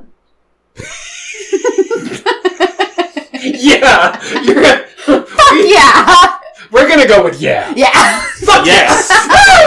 He was Native American. He was their attempt, their like weird attempt to update Super Chief from the old Super Friends into a more PC version. Yeah, that sounds racist. He was like a Native American shaman from centuries ago that was brought to the present. Interesting. Along with his wife, who then Green Arrow slept with. Like he does. You know, most people see that goatee. And then finally, this guy has had a DC comic of his own with more issues than many of the characters that I've listed so far. Bob Hope. Bob Hope. You know what? I think there was some damn telethon at some point. Telejustice. And they said, Bob Hope, come on here, be an RA member of the Justice League. And maybe some people will support that colon cancer you're fighting or something. Oh. Yeah. Which is sad. Yeah. I think we should say yes. We're going to go with yes. Yeah. No. Morgan! But this was very important. You fucked it up. But Jimmy Olsen did meet Don Rickles at one point. Yeah. So Jimmy Olsen's the random tag-along. Isn't he like an honorary member, but he like... No, that's Rick Jones. Rick Jones! Rick Jones is the Marvel version of this. Snapper Carr is the DC character who got his name because he snapped a lot, because that's what the 50-year-old men writing DC comics in the 60s thought hipsters did. He's not wrong! Lots of trendy. He was like, yeah. And then in the 80s, they were like, hey, what if we gave him a superpower where he can teleport by snapping his fingers? And now I don't think he even really exists. And now he's Reese Witherspoon. Yeah. That's how we got here. Big Little Lies? Oh, it's so good, girl. Watch for the end. Mm-hmm. Woo! So we got 8 out of 8 points on that game. So We won. 100%. Good job. So It's strange because I we're asked winning. 12 questions. I don't know where those 4 went. Andrew's mumbling again. Can you hear what he's saying? No, it must be his microphone. It's still move a along, passing grade. I mean, it's really... Anyway. That was really fun, Andrew. Thank you. Thank you. That was so great. And thanks for joining us today to talk about the Justice Of course, League. thanks for having me. Or school us on the Justice League, right? Amen. I feel like that I was learned amazing. so much. And also there was that one brief time where I zoned out for 30 minutes and you described the multiverse. I'll listen back. I'm sure I'll learn something. Right. It was really I'm good. like Brian Austin Green over here, just not Brian Austin Green, Brian Green. Brian Austin Green is like Megan Fox's husband, right? Oh, is he really? Oh, shit. And then there's the scientist, Brian Green, right? I thought Megan Fox just turned herself off at night. I thought she just absorbed into one of the Transformers. Yeah. I didn't even know she was still around. The Bumblebee one, right? Yeah. He's cute. Well, thank you for joining us. Did you have Thank something you you for were going to having say, Mickey Mick?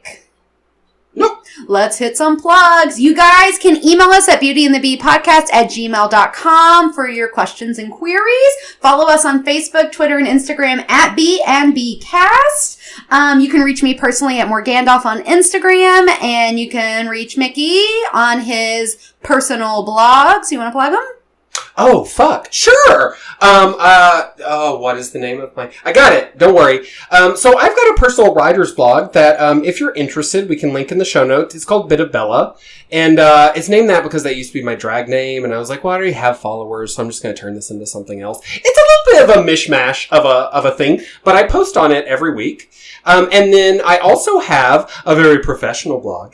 If you would like to hire me as a freelance writer, or just some guy who sits in the corner and is cunty, I'm good at that. He does that frequently. That's literally what I do. Mostly for family events. Yes! He's available for bar mitzvahs. Yes. Family reunions. I'll read your uncles. But that is John M. Parker, author, on WordPress. So you can check me out there. Check out the links. And you can follow our Beauty and the Bitch website at bnbcast.wordpress.com. We've got blogs on there, a link to our RSS feed, a contact us page, and so much more. And Andrew, where can our guests find out more about you? Well, you can find my Pornhub? blog. Pornhub, obviously. Just look up 5.5. You can find my blog, which I don't do a lot of comic book stuff on that just because I'm currently not writing that much comic book stuff since it's working on the book. But you can find if you're very interested in the local theater scene of Austin, Texas, Hello. a lot of stuff there. So it's andrewfriedenthal.com, AndrewFriedenthal. .com. Nice. In hindsight, realizing should have come up with a better website, huh? You can, I'm not big on, you can use that name to find me on social media, but I mostly just retweet stuff from my software day job. Right. If you want to reach me, just email the B@B email, forward it to me, because, yeah. And they can find your book on Amazon and wherever books are sold. You can find, it is Retcon Games, retroactive, god damn it, I should know the name of my own book. Retcon Game, Retroactive Continuity, and the Hyperlinking of America. And you can find that on Amazon, on BarnesandNoble.com. Give it a read, give it a good review. I think there's like one person gave it a 4 stars on Goodreads. So nice. my mom read it, and her review was, I was able to get through it a chapter at a time. So you know that it is quality reading.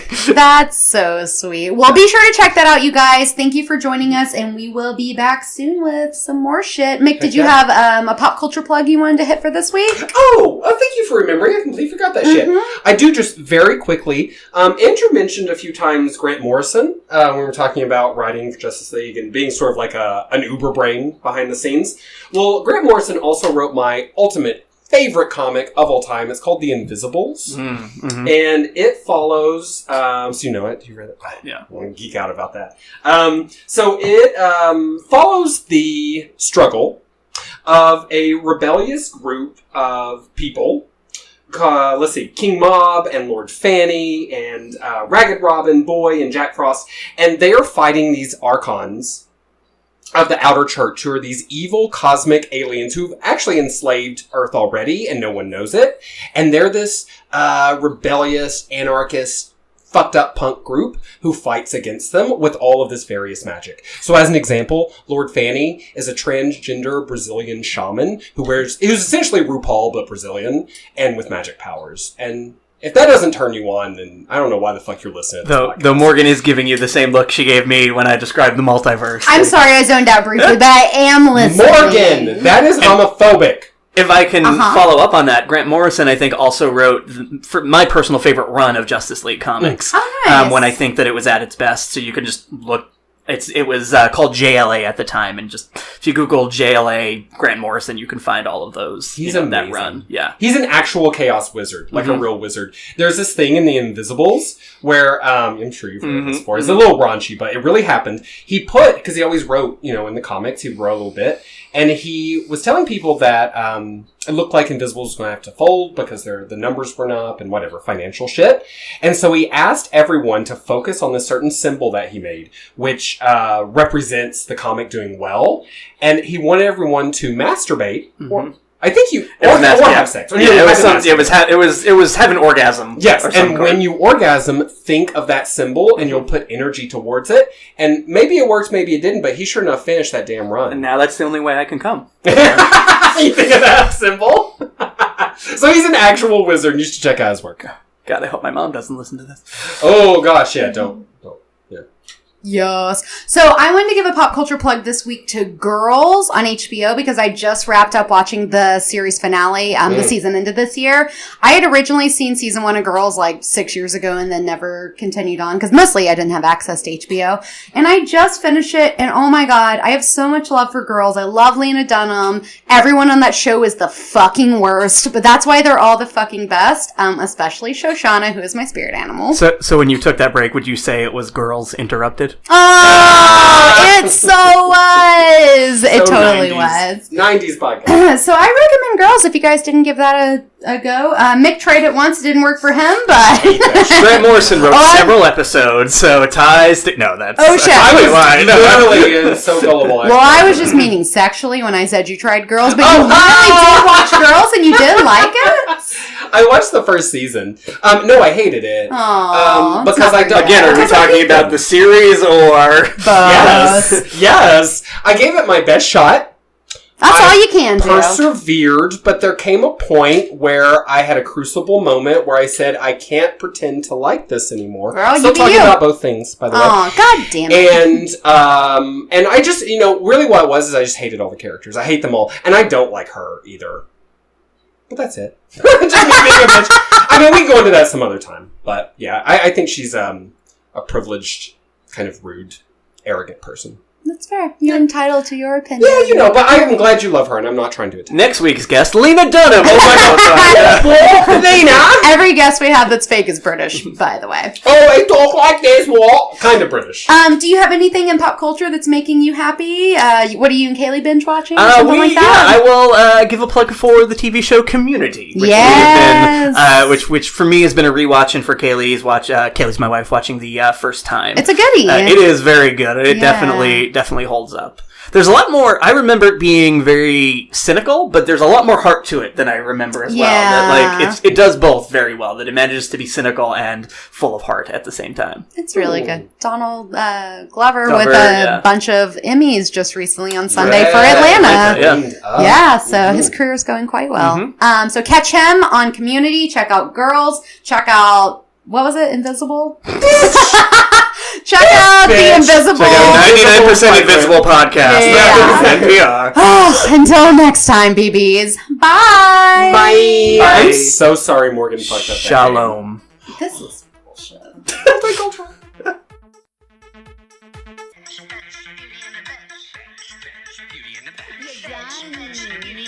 You have a home? Beauty in the Bitch.